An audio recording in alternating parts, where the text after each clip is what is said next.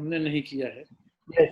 ताकि सर की आवाज़ ही हम लोग सुने और हम लोग अपनी आवाज़ बाद में व्याख्यान के बाद सुनाएं। व्याख्यान से पहले अगर हम लोगों के माइक म्यूट रहेंगे, वैसे वीडियो भी हम लोग चाहें तो म्यूट कर सकते हैं और जो पार्टिसिपेंट्स हैं, लेकिन वीडियो ना भी म्यूट करें तो माइक म्यूट कर दें, क्योंकि अदरवाइज आपके आसपास की आवाज़ फिर फिल्टर होकर के यहाँ पर आएगी, तो व्याख्यान सुनने में थोड़ी सी आपको असुविधा होगी। इसलिए मेरी गुजारिश है कि आप सभी लोग अपने माइक को म्यूट कर दें। थोड़ा सा विलम्ब से ही सही, लेकिन सर अब कि न केवल आवाज़ सुनाई पड़ रही है बल्कि वो दिखाई भी पड़ रहे हैं। मैं काशी हिंदू विश्वविद्यालय के हिंदी विभाग की ओर से, हिंदी विभाग की अध्यक्षा प्रोफेसर रामकली सर्राफ, जो इस समय कला संकाय की डीन है, उनकी ओर से भी आपका स्वागत करता हूं कि इस व्याख्यान देने के लिए आपने सहमति प्रदान की और आज आप हमारे सम्मुख हैं। मैं समझता हूं कि हिंदी के कुछ सबसे ज़्यादा लोकप्रिय और प्रसिद्ध व्यक्तित्वों में अगर किसी का नाम लिया जाए तो प्रोफेसर पुरुषोत्तम अग्रवाल का नाम उसमें सबसे ऊपर होगा, जिनको अंग्रेजी में पब्लिक इंटेलेक्चुअल या हिंदी में जन बुद्धिजीवी कहते हैं। वो कसौटी अगर किसी पर सबसे सही उतरती है तो उन पर उतरती है। वो किसी तरह के परिचय की मोहताज नहीं है, लेकिन इस वक्त पर ये मेरा दायित्व है कि आपके बारे में, आपके कार्य के बारे में कुछ बातें संक्षेप में नई पीढ़ी के युवा अध्येताओं के जानकारी के लिए बता दूं। यद्यपि मैं जानता हूं कि वो भी आपको और आपके कार्य को अच्छे से जानते हैं। और सर, आपको भी ये जान के बहुत खुशी होगी कि युवा पीढ़ी में आपको सुनने के लिए जितना उत्साह है, जो सीनियर पीढ़ी है उसमें शायद उतना नहीं। और ये मुझे लगता है बहुत बड़ी चीज़ है कि किसी को युवा पीढ़ी सुनना चाहिए आज के दौर में। ये अपने आप में एक बहुत बड़ी टिप्पणी। तो मैं संक्षेप में सर के बारे में बताना चाहता हूँ कि जेएनयू में आप हिंदी विभाग में CIL centre for Indian languages के प्रोफेसर और सेंटर चेयरमैन रहे। उसके बाद आप यूनियन पब्लिक सर्विस कमीशन के सदस्य भी रहे और इसके अतिरिक्त NCERT से लेकर तमाम साहित्य अकेडमी और दूसरी संस्थाओं में भी आपने अपना योगदान दिया है। दुनिया का शायद यूरोप और अमेरिका का कोई ऐसा उल्लेखनीय विश्वविद्यालय नहीं होगा जहां आपके व्याख्यान ना आयोजित हुए हों। और जहां तक मुझे ठीक से याद है कि विस्कॉन्सिन विश्वविद्यालय ने शायद संभवतः अपने इतिहास में पहली हिंदी की पुस्तक है, अंग्रेजी से इतर किसी दूसरी भाषा की पुस्तक, कबीर पर जो आपकी पुस्तक थी अकट कहानी प्रेम पर, उस पर एक विशेष आयोजन किया था। और ये सौभाग्य केवल इसी पुस्तक को प्राप्त है, न तो इससे पहले और न तो उसके बाद कोई ऐसी पुस्तक विस्कॉन्सिन विश्वविद्यालय ने अपने चर्चा के लिए चुनी जो अंग्रेजी में नहीं लिखी गई है। प्रोफेसर पुरुषोत्तम अग्रवाल की पुस्तकों में से कुछ पुस्तकों का नाम मैं आपके सामने बता देता हूँ। संस्कृति, वर्चस्व और प्रतिरोध, निज ब्रह्म विचार, विचार का अनंत, कबीर साखी सबद, नाकोहस, हिंदी सराय, पद्मावत एंड एपिक स्टोरी, अकट कहानी आप लोग जानते ही हैं। और जो आपकी जो नवीनतम पुस्तक है हु इज भारत माता, और बहुत सारे पुरस्कार भी सर को मिले, जिसमें से देवी शंकर अवस्थी पुरस्कार, मुकुटधर पांडे पुरस्कार, राजकमल पांडुलिपि पुरस्कार इत्यादि कई पुरस्कार हैं, जिनमें से कुछ का मैंने यहाँ पर उल्लेख किया। आज का प्रोफेसर पुरुषोत्तम अग्रवाल जी का जो व्याख्यान है वो मूलतः जायसी के पद्मावत पर केंद्रित है, और जो हम लोगों ने विज्ञापित भी किया था, आपको ये ध्यान होगा कि ये पद्मावत की आखिरी पंक्तियों में से एक है। और जैसा कि आपको मालूम है कि पद्मावत पर सर की एक पुस्तक अंग्रेजी में पहले से प्रकाशित है, और लेकिन और इस पर सुनने का अवसर, व्याख्यान सुनने का अवसर मुझे लगता है कि कम मिला है। अकट कहानी के संदर्भ में तो बहुत व्याख्यान हुए और आयोजन भी हुए, सेमिनार संगोष्ठियाँ भी हुई, लेकिन पद्मावत वाली पुस्तक संभवतः वो भी अब हिंदी में आ गई है या आने वाली है, जहाँ तक मेरी जानकारी है। तो खैर, मैं इस संक्षिप्त सी भूमिका के बाद एक बार फिर हिंदी विभाग की अध्यक्षा प्रोफेसर रामकली सर्राफ और कला संकाय की डीन की ओर से और अपनी ओर से और नई पीढ़ी के तमाम युवा अध्येताओं की ओर से फिर से स्वागत करता हूं और आमंत्रित करता हूं कि आप अपने बैठें। धन्यवाद राजकुमार जी। सभी दोस्तों को नमस्कार। और सबसे पहले बनारस हिंदू यूनिवर्सिटी और उसके हिंदी विभाग अध्यक्षा प्रोफेसर सर्राफ और मेरे बहुत अच्छे मित्र प्रोफेसर राजकुमार, संजय जी, अर्चना जी, सब लोगों को धन्यवाद कि आप लोगों के साथ ये बातचीत करने का मौका मिला। पद्मावत पर, हाँ, शायद BHU में मैं पहली बार बोल रहा हूँ, लेकिन वो किताब Padmavat an epic love story आ जाने के बाद 2018 में वो किताब आई थी और संदर्भ आप लोगों को याद होगा, एक फिल्म आई थी, उसको लेकर तमाम विवाद हुए थे। तो मेरे मित्र देवदत्त पटनायक ने जोर दे के एक तरह से मुझे पीछे पढ़ पढ़ के मुझसे वो किताब लिखवा ली, और वो अंग्रेजी में इसीलिए लिखी गई क्योंकि ये था कि अंग्रेजी में पढ़ने वाले लोगों को मालूम होना चाहिए कि व्हाट इज रियल पद्मावत।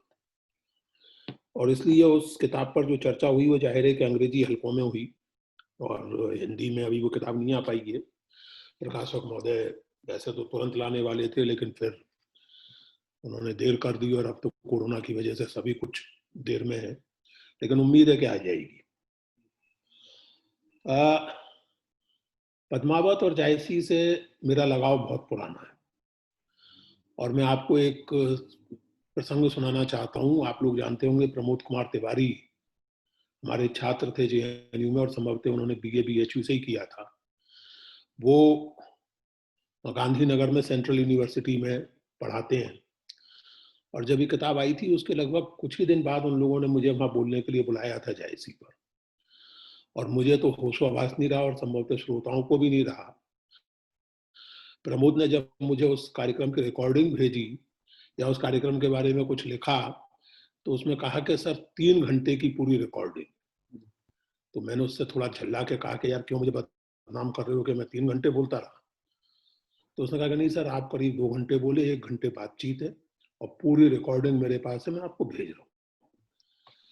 तो मैं आप लोगों को आतंकित नहीं कर रहा हूँ, मेरा कोई इरादा आज 3 घंटे बोलने का नहीं है लेकिन मैं कहना ये चाह रहा हूँ कि पद्मावत से मेरा लगाव बड़े अलग तरह का है। असल में मेरे जो छात्र हैं JNU में, उनको थोड़ा इस बात पर ताज्जुब भी हुआ कि कबीर पर मेरी किताब आ गई, पद्मावत पर नहीं आई, क्योंकि जब MA में मैंने 3-4 साल पद्मावत पढ़ाया है, और वो पढ़ना और पढ़ाना वो छात्रों के लिए भी एक अनुभव होता था, और अपने छात्रों को जायसी की कविता के मर्म और दर्द में डूबते हुए देखना मेरे लिए भी एक अनुभव होता था। और इसलिए मेरे छात्रों का वो अचंभा मुझे समझ में आता है कि वो कहते थे कि कबीर पर आपकी किताब आ गई, लेकिन हम तो सोच रहे थे कि पद्मावत पर आप जरूर लिखेंगे। कबीर किताब के लगभग 9 साल बाद मैं पद्मावत पर लिख पाया, और वो भी संयोग की स्थिति ऐसी बनी कि अंग्रेजी में। खैर, ये सब अपनी जगह। चूंकि पद्मावत पर बहुत बातें की जा सकती हैं और मेरी बहुत प्रिय रचना है, इसलिए मैंने ये तय किया है कि मैं 2-3 चीजों पर ही फोकस करूंगा। मुझे राजकुमार जी ने बताया है कि आमतौर से व्याख्यान माला में व्याख्यान का समय 45 मिनट करीब होता है, बाकी थोड़ा समय सवाल जवाब के लिए। तो मेरा प्रयत्न रहेगा, अभी यहाँ 10:55 हुए हैं, मेरा प्रयत्न रहेगा कि अगले 30-40 मिनट में, 45 मिनट में कुछ बातें आपके सामने रखूं। मैं शुरू करना चाहता हूं जायसी ग्रंथावली की जो भूमिका है रामचंद्र शुक्ल जी की लिखी हुई, उसकी याद दिलाते हुए। उस भूमिका की शुरुआत, उसकी शुरुआत के 5-7 वाक्य हिंदी साहित्य के हर गंभीर विद्यार्थी को याद हैं या होने चाहिए। आप लोग याद कर सकते हैं, 100 वर्ष पूर्व कबीर हिंदू और मुसलमान दोनों के कट्टरपन को फटकार चुके थे। पंडितों और मुल्लाओं की नहीं कह सकते, लेकिन आम जनता राम और रहीम की एकता मान चुकी थी। साधुओं और फकीरों का सम्मान सब, दोनों दीन के साधुओं और फकीरों का सम्मान सब करते थे। सम्मान उन्हीं को मिलता था जो सचमुच संसार से ऊपर उठे हुए दिखाई पड़ते थे। आपस में बात करने का, एक दूसरे का हृदय झांकने का समय आ गया था। मुसलमान नल दमयंती की कहानी जानने लगे थे और हिंदू लैला मजनू की। कभी कभी दोनों साथ बैठकर ईश्वर की तरफ जाने का रास्ता भी मिलकर खोजते थे। ये बहुत प्रसिद्ध वाक्य हैं, हम सबको याद है। आगे चल के उसी भूमिका में कुछ ही वाक्यों के, कुछ ही पैराग्राफ के बाद शुक्ल जी लिखते हैं, और ये मैं शब्द से पढ़ना चाहता हूं। ये तो मैंने याद से पढ़ दिया, लेकिन मैं इसको शब्द से पढ़ना चाहता हूं। कबीर ने केवल भिन्न प्रतीत होती परोक्ष सत्ता की एकता का निरूपण किया था। प्रत्यक्ष जीवन की एकता का दृश्य सामने रखने की आवश्यकता थी, वो जायसी द्वारा पूरी हुई। ये शुक्ल जी लिख रहे हैं। कबीर के यहाँ कबीर प्रबंध काव्य नहीं कर रहे थे, कबीर मुक्तक रचना कर रहे थे, तो प्रबंध काव्य में जो गुंजाइश होती है वो मुक्तक में वैसे भी नहीं होती। शुक्ल जी कह ये रहे हैं कि जिस एकता की बात कबीर एक एब्स्ट्रैक्शन के लेवल पर कर रहे थे, जायसी ने उस एकता के वास्तविक चित्र सामने रखे। जीवन की उस वास्तविक एकता के चित्र सामने रखने की जरूरत बनी हुई थी, वो जायसी के द्वारा पूरी हुई। मित्रों, ये बेहद महत्वपूर्ण वक्तव्य है। इस वक्तव्य में शुक्ल जी इस बात को रेखांकित कर रहे हैं कि जिसे हम भारत की सामाजिक संस्कृति कहते हैं, जिसे हम भारत की मुश्तरका कल्चर कहते हैं, वो केवल एक पॉलिटिकल स्लोगन नहीं है, वो हिंदुस्तान के सांस्कृतिक इतिहास की सच्चाई है। और ये सच्चाई एक मुक्तक के रूप में, आलोचना के रूप में, उपदेश के रूप में, कुछ रूपकों और अभिव्यक्तियों के रूप में कबीर के यहाँ दिखती है, लेकिन एक समग्रता में उसे देखने और दिखाने की जरूरत बनी हुई थी, और शुक्ल जी के अनुसार वो जरूरत जायसी के यहाँ पूरी। यानी शुक्ल जी ये कह रहे हैं कि जायसी असल में उत्तर भारत की उस समय की बनती हुई या बनी हुई सामाजिक संस्कृति, कंपोजिट कल्चर के प्रतिनिधि कवि है। ये बहुत महत्वपूर्ण वक्तव्य है। इससे भी ज्यादा महत्वपूर्ण यह है कि शुक्ल जी ने ये भूमिका संवत 1981 में लिखी। संवत 1981 का मतलब हुआ सन 1924-25। सन 1924-25 का क्या महत्व है, क्यों मैं इसे रेखांकित कर रहा हूं? सन 1921-22 का खिलाफत और असहयोग आंदोलन वापस लिया जा चुका था, असफल हो चुका था। देश में 1857 के बाद पहली बार जो हिंदू मुस्लिम एकता की लहर दिखाई पड़ी थी, वो बिखर चुकी थी। सारे देश में सांप्रदायिक तनाव का माहौल था, जगह जगह हिंसक झड़पें हो रही थी, दंगे हो रहे थे। ये 1924-25 का समय है। और तब हिंदी के आलोचक आचार्य रामचंद्र शुक्ल जायसी को रेखांकित करते हैं, जायसी को हाईलाइट करते हैं, जायसी ग्रंथावली का प्रकाशन करते हैं, और जायसी का महत्व निरूपित करने में सबसे पहली बात ये बताते हैं कि हिंदू मुस्लिम के कट्टरपन को कबीर 100 साल पहले फटकार चुके थे। पंडितों और मुल्लाओं का पता नहीं, लेकिन आम जनता राम और रहीम की एकता मान चुकी। This is an extremely significant statement. और इसका जो समय है, जो 1924-25 में ये स्टेटमेंट दिया शुक्ल जी ने, उस समय बहुत है। और फिर आगे चल के जब उन्होंने कहा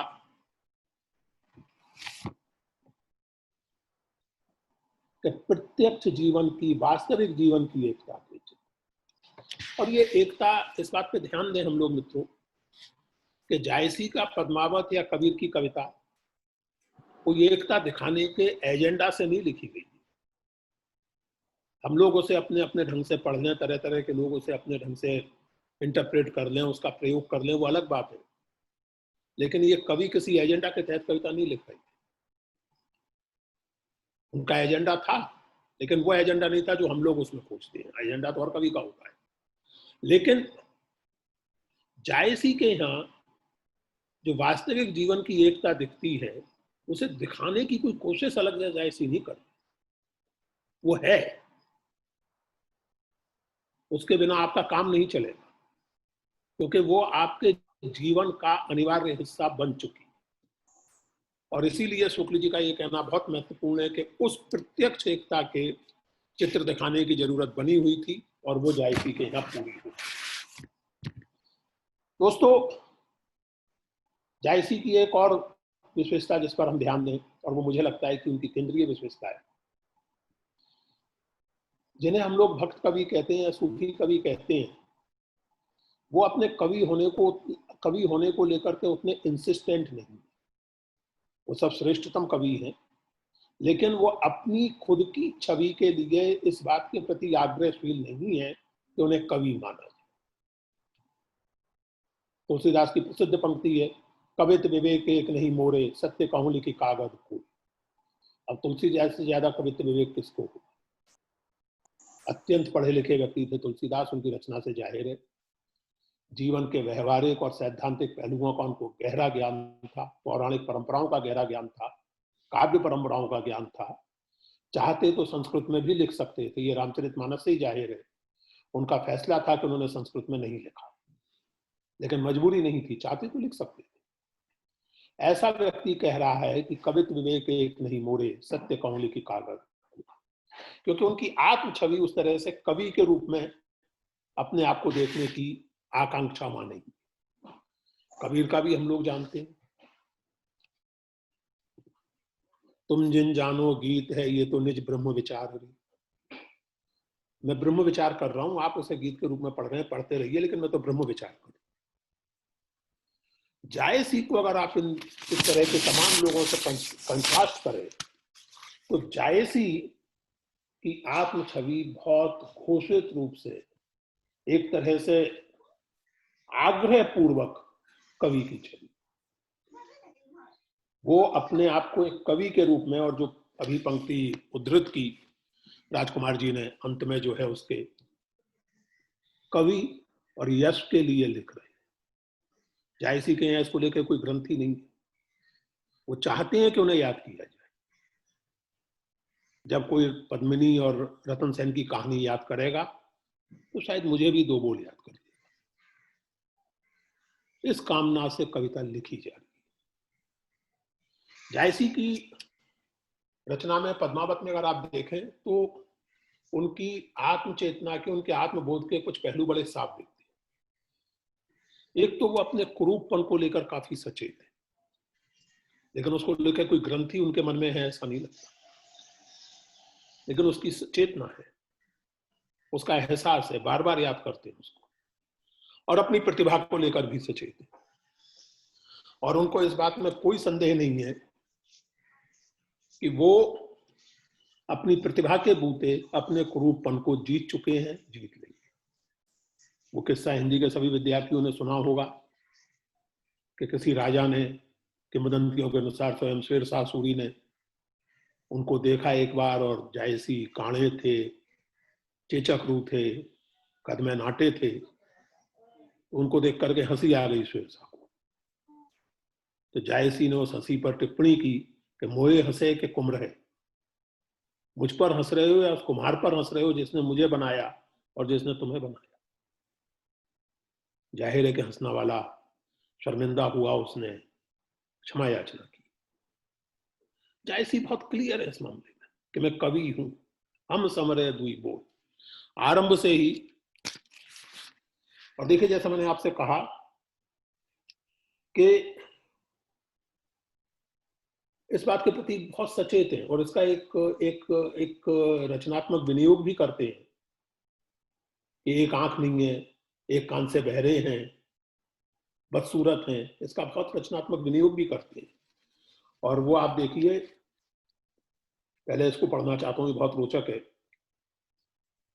जब नागमती वियोग में अपने घूम रही है और इतनी दुखी है और इतनी उसकी विरह की ज्वाला है कि जंगल जल रहे हैं, और ऐसे में उसको कोई मदद करने वाला नहीं है। तो एक पक्षी उससे बात करता है और कहता है कि ठीक है, मैं तुम्हारा संदेश लेकर के जाऊंगा। और वो पहुंचता है सिंगल द्वीप उड़ते हुए, और वहां रतन सेन जहाँ शिकार खेल रहे हैं या कुछ कर रहे हैं, वहां पहुंच करके कहने लगता है कि कैसे कैसे लोग होते हैं, एक राजा है, अपना राजपाट छोड़ के अपनी पत्नी को छोड़ के ना जाने कहाँ चला गया है। रतन सेन कहते हैं, अरे वो तो मैं हूँ, बताओ उसके बारे में। वो पूछताछ करते हैं कि भाई क्या मामला है, और मैं योगी बन के यहाँ आ गया था। तो वहां जो शब्दों, बल्कि कहिए कि मुहावरों का जो पिले जायसी करते हैं, तो कहते तुम कैसे योगी हो, तुम्हें ये भी नहीं पता कि सिंगी और पात्र जो है वो दाहिने हाथ में लिया जाता है, उसे दाहिने रखा जाता है। तुमने तो सारे काम उल्टे किए। आप जानते हैं दाहिना और बायां, सीधा और उल्टा, इस पर पूरा प्ले उस संवाद में होता है कि जो जो काम दाहिने रूप से किए जाने थे वो सब सब तुमने उल्टे रूप से किए। और इस क्रम में एकाएक वहां कविता के बीच में कवि प्रकट होते हैं, एकाएक ये बात आती है वहां, और आप जानते हैं इस बात को कि कवि अपनी ओर से कह रहा है, ये जायसी कह रहे हैं, और जायसी अपने नाम के साथ कहते हैं। मोहम्मद बाई दिस तजी एक सरवन एक आंख, जब ते दाहिन होए मिला बोल पपिया पां। जब से मेरे दाएं तरफ खड़े होकर के मेरा प्रिय मुझसे बोला, तब से मैंने बाएं आंख से देखना बंद कर दिया, बाएं कान से सुनना बंद कर दिया। यानी मैं बाएं आंख से देख नहीं सकता, बाएं कान से सुन नहीं सकता। इस शारीरिक न्यूनता को भी जायसी इस रूप में आपके सामने रखते हैं, अपने खुद के सामने रखते हैं कि मेरा जो प्रिय था वो तो मेरे हमेशा दक्षिण रहता था, यानी मेरे साथ कृपा भाव रखता था, दाक्षिण्य था उसमें, दाहिने रहता था। तो उसके बाद मुझे जरूरत क्या थी बाएं कान की और बाएं आंख की। मित्रों, आप लोगों ने वो किंवदंती सुनी होगी कि एक बार सूरदास की भक्ति से प्रसन्न होकर राधा कृष्ण उनके सामने प्रकट हुए और सूरदास देखने लगे। जन्मांध सूरदास दृष्टि संपन्न हो गए, देखने लगे। और जब ऐसा हो गया तो फिर राधा कृष्ण जी ने उनसे पूछा कि बताओ और क्या चाहते हो, आंखें तो तुम्हारी वापस मिल गई, आंखें तो हमने दे दी, और क्या चाहते हो। तो हमें वो किंवदंती बताती है कि सूरदास ने कहा कि मैं ये चाहता हूं कि आप मेरी आंखें फिर से खोल दें, क्योंकि जिन आंखों ने आपको देख लिया उन आंखों से अब इस दुनिया को क्या देखूंगा। उस सेंटीमेंट को आप यहां याद कीजिए। जायसी दुर्भाग्य से चेचक के कारण या जिस भी कारण एक आंख खो चुके थे, एक कान खो चुके थे, और उसको वो स्पिन ये देते हैं कि मेरे दाएं तरफ खड़ा होकर मेरा प्रिय मुझसे बोला, तो मुझे क्या जरूरत रह गई थी फिर बाईं आंख की और बाईं कान की। आप देखेंगे, और इसी के साथ शुरू में ही, ये तो एकदम अंत में है, मैं शुरू में आपको जहां वो अपना परिचय देते हैं कि मैं क्या हूं,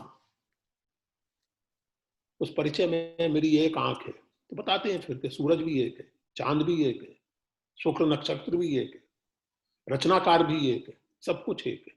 वो एक पर प्ले करते रहते हैं। और उसी क्रम में एक नयन जस दर्पण और ते ही निर्मल भाव, सब रूपवंत पांव गहे मुख जो चय चाऊ। हाँ, मेरे पास एक ही आंख है, लेकिन उस आंख में मेरे भाव की, मेरे मन की निर्मलता दिखती है, और इसलिए बड़े बड़े रूपवंत मेरे पांव पड़ते हैं कि मेरी कविता सुन सके। ऐसी का आत्मविश्वास का स्तर ये है कि ठीक है, मैं बदसूरत हूं, मैं काना हूं, लेकिन मैं व्यर्थ नहीं हूं, बल्कि मुझ में वो सामर्थ्य है, मुझ में वो गुण है कि लोग मेरे पांव पढ़ पढ़ के सुनते हैं। और ये गुण क्यों है? क्योंकि मैं प्रेम का कवि हूं। और किस तरह का कवि हूं? बहुत प्रसिद्ध है जायसी का एक कथन, बहुत प्रसिद्ध है। मोहम्मद कवि प्रेम का, नातन रकत ना मांस, जेई देखा तेई हंसा, सुना तो आए आंसू। जायसी जानते हैं कि जो मुझे देखता है उसे बरबस हंसी आ जाती है, और वो ये भी जानते हैं कि जो मेरी कविता सुन लेता है वो रोए बिना नहीं रह सकता। जेई देखा तेई हंसा, सुना तो आए आंसू, मोहम्मद कवि प्रेम का ना तन रकत न मांस। ये जो आत्म सजगता है दोस्तों, कवि होने की, बदसूरत होने की, और उस बदसूरती को अपनी सीरत के बूते जीतने की, अपने गुण और अपने आचरण के बूते अपनी बदसूरती को जीतना। और आप ये ध्यान दें, इस पुस्तक को लिखने के लिए मैंने पद्मावत को बहुत ध्यान से पढ़ा, एक एक पंक्ति को ध्यान से पढ़ा, और मैं ये दावे से कह सकता हूं कि पूरे पद्मावत में आपको वो चीज नहीं मिलेगी जिसे आजकल के मुहावरे में बॉडी शेमिंग कहा जाता है। पद्मावत में बुरे से बुरा पात्र किसी के काणे होने का, किसी के ठिगने होने का, किसी के अंधे होने का, किसी के काले सांवले होने का, किसी के मोटे होने का मजाक उड़ाता आपको नहीं दिखेगा। एक इंस्टांस ऐसा नहीं है जहां कोई पात्र किसी की बॉडी को लेकर के मजाक उड़ा रहा हो, बॉडी शेमिंग कर रहा हो। कहीं ना कहीं जायसी के मन में ये जो एक वेदना है, और जैसा मैंने आपसे कहा कि उससे जब प्रतिभावान व्यक्ति की वेदना प्रकट होती है तो वो जबरदस्त विट में होती है, जबरदस्त रचनात्मकता में होती है।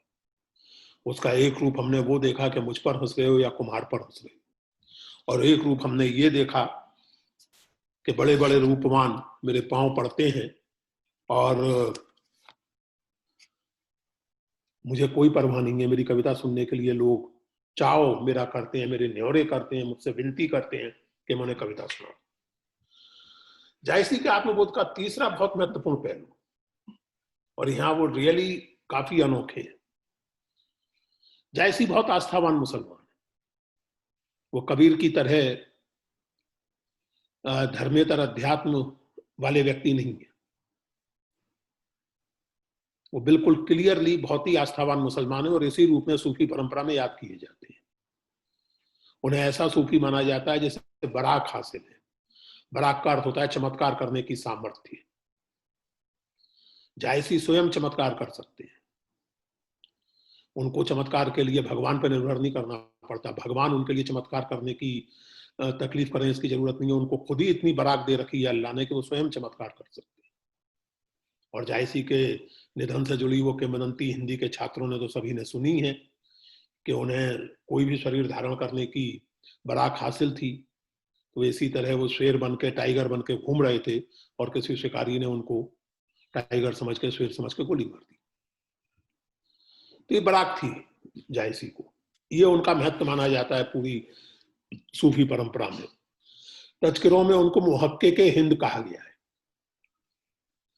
सत्य का भारतीय साधक, मुहक्किक हिंद। हक कहते हैं सत्य को, तो सत्य की खोज करने वाला भारतीय, इस रूप में उनको याद किया गया है। जायसी इस लिहाज से, देखिए एक बात हम लोग अच्छी तरह समझ लें, इस्लाम में ये माना जाता है, और समूची सेमेटिक परंपरा में, चाहे वो ईसाइयत हो चाहे इस्लाम हो, कि ये जो धर्म है ये सच्चा धर्म है, परमात्मा तक पहुंचने का सच्चा मार्ग है। बाकी धर्मों के साथ अत्याचार करने की जरूरत नहीं है, उनके साथ सह अस्तित्व रह सकता है, रहना चाहिए, लेकिन सच्चा मार्ग तो ये एक बहुत सीधी सी बात है। ये एक बुनियादी आस्था है इस्लाम में, सिद्धांत तय, व्यवहार तय जायसी जैसे लोग महत्वपूर्ण है, और व्यवहार तय जायसी अकेले नहीं है। दुनिया के इतिहास में ऐसे हजारों मुसलमान हैं जो उस बात को इको करेंगे जो मैं उद्धृत करने जा रहा हूं। जायसी, जैसा मैंने आपसे कहा कि कबीर की तरह हिंदू और मुस्लिम दोनों से अलग, दोनों के प्रति उपेक्षा का भाव रखने वाले व्यक्ति नहीं। वो मुस्लिम परंपरा में स्थित हैं, मुस्लिम धर्म में स्थित हैं, और मुसलमान हैं। और मुसलमान होने के नाते ये वक्तव्य और भी अधिक महत्वपूर्ण हो जाता है जब जायसी ये कहते हैं कि विधना के मारग हैं तेते, सरग नखत तन रोआ जेते। स्वर्ग में जितने नक्षत्र हैं, आपके शरीर में जितने रोए हैं, भगवान तक पहुंचने के उतने रास्ते। दूसरे शब्दों में, हर व्यक्ति को परमात्मा तक पहुंचने का अपना रास्ता चुनने का अधिकार है, अपना रास्ता चुनने की गुंजाइश है।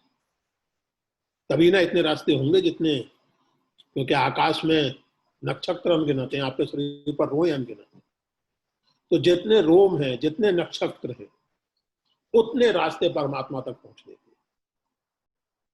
सरग नक्षत्रन तन रोआ जेते।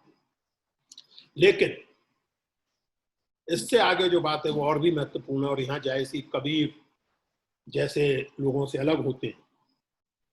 जायसी इसी पद में आगे कहते हैं कि जहां तक मेरा संबंध है, मेरा रास्ता वही है जो मोहम्मद ने दिखाया है और जिसका आधार नमाज है। मैं मुसलमान हूं, पक्का आस्थावान मुसलमान हूं, मेरा रास्ता मोहम्मद का दिखाया रास्ता है, लेकिन मैं आपको कन्वर्ट करने के कतई फेल नहीं। आप अपने लिए, मैं अपने लिए। हर आदमी का अपना रास्ता हो सकता है, क्योंकि रास्ते अनगिनत हैं, जैसे आदमी अनगिनत है। हर व्यक्ति का अपना रास्ता हो सकता है, लेकिन मेरा अपना रास्ता पैगंबर इस्लाम का रास्ता है, जिसके केंद्र में नमाज है। दोस्तों, ये बात बहुत ध्यान देने की है कि धर्म मात्र को रिजेक्ट कर देना एक बात होती है, अपने धर्म के प्रति दृढ़ आस्था के साथ दूसरे धर्म की सत्यता को स्वीकार करना, ये थोड़ा मुश्किल। जायसी इस लिहाज से भी अनोखे है। इसी के साथ, जैसा मैंने आपसे कहा, जायसी के आत्मबोध में बहुत सहज है, बहुत सहज रूप से उनकी चेतना में निबद्ध है भारतीय भूगोल, इतिहास और संस्कृति में गहरे में अवस्थित हो। लगे हाथ में ये बात आपसे कहूं, बहुत से विद्वानों को ये लगता है कि अंग्रेजी राज स्थापित होने के पहले पॉलिटिकल यूनिटी की तो बात छोड़िए, भारत में एक सेंस ऑफ ज्योग्राफिकल यूनिटी तक नहीं था। मैं बहुत लंबी चौड़ी बहस में इसमें नहीं जाना चाहता। जिस पुस्तक का जिक्र राजकुमार जी कर रहे थे, उसमें इस पर काफी विचार है, फकत कहानी प्रेम की में। लेकिन जायसी की बात चल रही है, मैं आप लोगों को यह याद दिलाना चाहता हूं कि जायसी जब अलाउद्दीन और रतन सेन के युद्ध का वर्णन करते हैं, उसकी तैयारियों का वर्णन करते हैं, तो उसमें बताते हैं कि कहां कहां से राजा लोग लड़ने आए। तो एक तो यह है कि अलाउद्दीन की तरफ से लड़ने के लिए रूम और शाम के सुल्तान आए। रूम यानी कॉन्स्टेंटिनोपल, शाम यानी सीरिया, वो तो आए बाहर से। बाकी जो जायसी कहते हैं कि इस पूरे इलाके से लोग आए, उस इलाके को वो डिफाइन करते हैं हेमसेत गौर गजना, हिमालय से लेकर सेतु तक, गौड़ यानी बंगाल और असम से लेकर अफगानिस्तान। जायसी के दिमाग में ये क्लियर है, उस समय के किसी भी व्यक्ति की तरह, नामदेव की तरह, एकनाथ की तरह, किसी भी व्यक्ति की तरह, फॉर दैट मैटर अबुल फजल की तरह, जायसी के दिमाग में ये स्पष्ट है कि ये जो भौगोलिक खंड है, इसकी एक कुछ विशेषता है, और ये एक अपने आप में, भले ही एक पॉलिटिकल यूनिट ना हो, लेकिन एक ज्योग्राफिकल यूनिट है। तो हेमसेत गौर गजना, उस हेमसेत गौर गजना का जो क्षेत्र है, जो भारत है, जो हिंदुस्तान है, उसका मैं एक मुसलमान कवि हूं, और मैं प्रेम का कवि हूं, और ऐसे प्रेम का कवि हूं कि मेरी कविता सुन के ये संभव नहीं है कि आप रो लेना। ये जो जायसी के आत्मबोध के विभिन्न पहलू हैं, इनको अगर आप देखें, और जायसी की कविता, जैसा मैंने आपसे कहा कि मैं कुछ ही चीजों पर फोकस कर पाऊंगा, क्योंकि समय उतना है नहीं हमारे पास। एक बात इसमें ध्यान दें आप, इसी से जुड़ी हुई, जायसी बहुत ज्ञानी व्यक्ति है। अगर आप पद्मावत पढ़ेंगे तो आप देखेंगे कि जिसको हम लोग कहते हैं अंग्रेजी मुहावरे में, जिसको वॉकिंग एनसाइक्लोपीडिया कहा जाता है, चलते फिरते विश्वकोश है जायसी। और इस लिहाज से तुलसीदास भी बहुत ज्ञानी है, तुलसीदास का ज्ञान भी उनकी रचना में एकदम साफ तौर से झलकता है। लेकिन जायसी तुलसीदास से इस अर्थ में विशिष्ट है कि जायसी का ज्ञान हिंदू और इस्लामी दोनों परंपराओं का ज्ञान। जायसी को इस लिहाज से बहुत ध्यान से पढ़ा है डॉक्टर वासुदेव शरण अग्रवाल ने, और उन्होंने खोज खोज के दिखाया है कि जायसी के यहाँ ये जो उल्लेख आया इसका संदर्भ क्या है, इसका अर्थ क्या है।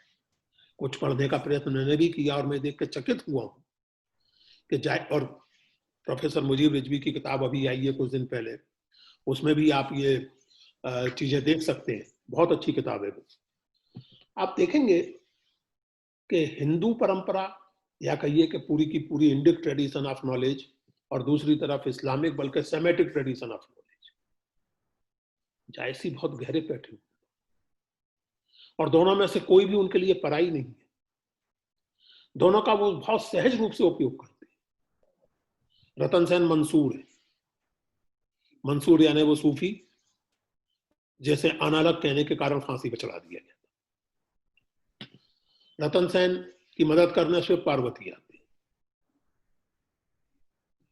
और वो जो आप सब लोग उत्तर भारत के लोग हैं या पूरे भारत में ही वो बात है कि शिव जी जो हैं वो संकोच करते हैं क्योंकि पार्वती जी पता नहीं कहाँ कहाँ मदद करवा देती हैं उनसे, फिर बाद में झंझट होती है, लेकिन पार्वती जी की बात भी नहीं टालते बनती उनसे।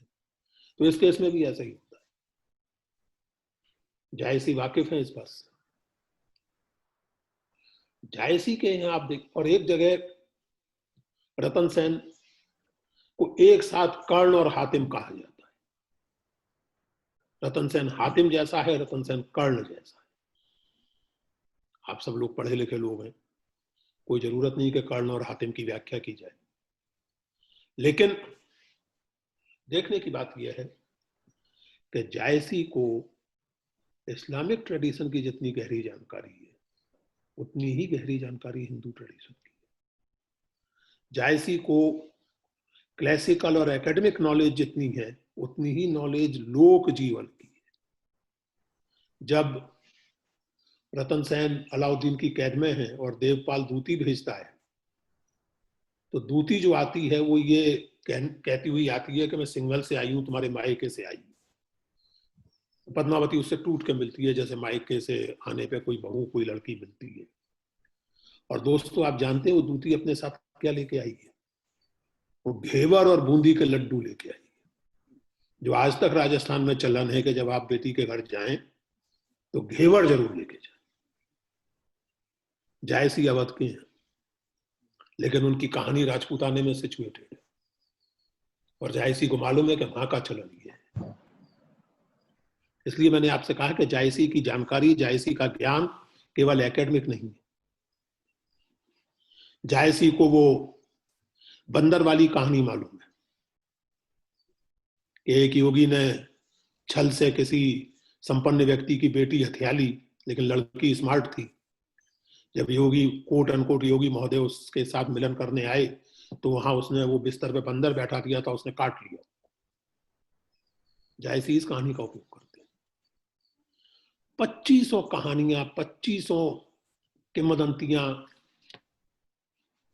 जिसको नाविकों की कहानियां कहा जाता है। समुद्र में नाविक जिस तरह के अलौकिक जीवों की कल्पनाएं करते हैं, जायसी का रतन सेन जब सिंगल द्वीप की यात्रा करता है तो उसमें सब आता है। भोजन वर्णन तो जायसी का विख्यात ही है। शुक्ल जी तो उस भोजन वर्णन से ऊब गए थे कि कितना बाप रे बाप कितना बताएंगे। और ध्यान देने की बात उसमें यह है कि एक एक व्यंजन के बनाने का ढंग जायसी ने डिस्क्राइब किया। मेरे एक मित्र को मैं ऐसे बता रहा था उस किताब को लिखने के दौरान, तो उन्होंने छूटते ही कहा कि इसका मतलब बहुत बढ़िया शेफ थे। तो मैंने कहा कि जरूरी नहीं है, हर चीज को जानने के लिए जरूरी नहीं है कि वो आप करते हो। जिज्ञासा भी एक चीज होती है। कोई जरूरी नहीं है कि आप खाना बनाने की जानकारी तभी आपके पास हो जब आप खाना बनाते हो। खासकर अगर आप लेखक हैं, कवि हैं, तो कई ऐसी चीजों की जानकारी हासिल करनी होती है जिनका आपके नितांत निजी जीवन से कोई लेना देना नहीं होता। आप शराब छूते भी ना हो, लेकिन अगर आपके उपन्यास में कोई पात्र शराब पीता है तो आपको कोन्याक, विस्की, रम और टकीला का फर्क जानना होगा, वरना आप प्रामाणिक रूप से नहीं लिख पाएंगे। जायसी जानते हैं, उन्होंने ज्ञान प्राप्त किया है। और ये बड़ा दुर्लभ संयोग होता है दोस्तों, ज्ञान, संवेदना और शिल्प। जायसी का पद्मावत इन सबको एक साथ साधता है। आप देखें, जायसी ने, अगर ये पूछा जाए कि जायसी ने ये रचना क्यों की, बहुत सीधी सी बात है। पूरी कविता में वो कदम कदम पे वो बात आपको दिखती है। और जब पद्मावती मंदिर जाती है, जहां रतन सेन को देखती है पहली बार, तो वहां ये बात जायसी देवता के मुंह से कहलवाती है। ये ध्यान देने की बात है। जायसी की ये प्रसिद्ध पंक्ति देवता के मुंह से कही गई है, मानुष प्रेम भयउ वैकुंठी। आप इसे चाहे ऐसे पढ़ लें कि मनुष्य का प्रेम वैकुंठी प्रेम हो गया है, और चाहे ऐसे पढ़ लें कि मनुष्य जब प्रेम करता है तो वैकुंठी हो जाता है। जायसी का जो मूल वक्तव्य है पूरे काव्य का, वो यही है, मानुष प्रेम भयउ वैकुंठी। और मानुष प्रेम भयउ वैकुंठी का एक तरह से विस्तार करने के लिए पूरी कथा रची गई है। और ये कथा रचने के लिए जो उन्होंने माध्यम चुना, पद्मिनी की कहानी। क्योंकि जायसी इस बात से भी सचेत हैं, इस बात के प्रति भी सचेत हैं कि अगर आप किसी बात को बहुत सारे लोगों तक पहुंचाना चाहते हैं तो बेहतर हो, अभिनव गुप्त का शब्द याद करूं मैं, कि उसे किसी गाढ़ारूढ़ प्रत्यय के जरिए पहुंचाएं, किसी ऐसी कथा, किसी ऐसी कहानी के जरिए पहुंचाएं जिससे लोग वाकिफ हों। तो गाढ़ारूढ़ प्रत्ययों की तो भारत में कोई कमी नहीं। सीता, राम, राधा कृष्ण से लेकर नल, दमयंती तक तमाम गाढ़ारूढ़ प्रत्यय मौजूद हैं। लेकिन जायसी को सिद्ध करना था मानुष प्रेम भयउ वैकुंठी। जो पहले से ही वैकुंठी की छवि रखते हैं, जो पहले से ही अवतार माने जाते हैं, उनकी कथा कह के जायसी इस बात को क्या सिद्ध करते हैं? सीताराम तो वैसे ही माने जाते हैं अवतार, राधा कृष्ण तो वैसे ही माने जाते हैं। ये तो सब बहुत प्रसिद्ध है ऑलरेडी। तो जायसी ने एक ऐसी कथा चुनी जिसमें एम्बिग्यूटी है, जिसमें बुनियादी बात है, यानी जो ऐतिहासिक जिसको कहा जाए कि चित्तौड़ पर हमला हुआ, युद्ध हुआ। बाकी बहुत कुछ किंवदंती है, कुछ इतिहास है, और मुख्य रूप से जायसी की कवि कल्पना है। क्योंकि जायसी को वो कहानी, वो स्पेस देती है, वो स्कोप देती है, जिसमें कि वो अपने स्टेटमेंट को, अपने कथन को एक काव्यात्मक विस्तार दे सकें, एक महाकाव्य का कथन बना सकें। और वो कथन है मानुष प्रेम भयउ वैकुंठी, जिसके लिए जायसी इस गाढ़ारूढ़ प्रत्यय का चुनाव करते हैं। एक और बात पे ध्यान देना चाहिए दोस्तों, एक और बात पर ध्यान देना चाहिए, और ये बात सबसे पहले वासुदेव शरण अग्रवाल जी ने नोट की थी, और बिल्कुल सही नोट की थी। उन्होंने लिखा है कि रामायण के, राम कथा के इतने संदर्भ और इतने संकेत, रेफरेंसेस एंड एल्यूजन्स आते हैं जायसी के पद्मावत में कि इसके आधार पर एक छोटी सी राम कथा, छोटी सी रामायण तैयार हो सकती है। वासुदेव शरण जी लिखते हैं कि पद्मावत से एक छोटी सी जायसी रामायण निकाली जा सकती है, जैसे हम लोग तुलसी रामायण कहते हैं, वाल्मीकि रामायण कहते हैं। वासुदेव शरण जी का मानना यह है कि आप पद्मावत को पढ़ें ध्यान से, तो उसमें से भी एक छोटी सी जायसी रामायण निकल आएगी। मैं जो बात अभी कह रहा था दोस्तों कि एकता या सामाजिक संस्कृति जो केवल एक नारा नहीं है, बल्कि भारतीय जीवन की सच्चाई है, और जायसी उसके श्रेष्ठतम प्रतिनिधि है। पद्मावत फारसी मसनवियों की शैली पे आरंभ होता है। अल्लाह की प्रशंसा, पैगंबर इस्लाम की प्रशंसा, खलीफाओं की प्रशंसा, शाह वक्त की प्रशंसा। आरंभ होता है अल्लाह की स्तुति से, पैगंबर इस्लाम की स्तुति से, और मित्रों समाप्त होता है पद्मावत भय अलोप राम और सीता। अंत में पद्मावत का कवि सीता और राम को याद करता है। फर्क यह है कि राम कथा के अंत में केवल सीता अलोप होती है, यहां राम और सीता दोनों अलोप हो जाते हैं। रतन सेन और पद्मिनी की तुलना कवि राम और सीता से करता है। एक पुस्तक आरंभ होती है अल्लाह की बंदगी से और समाप्त होती है राम और सीता को याद करके। सबसे रोचक जो इस प्रसंग में मुझे लगता है दोस्तों, वो ये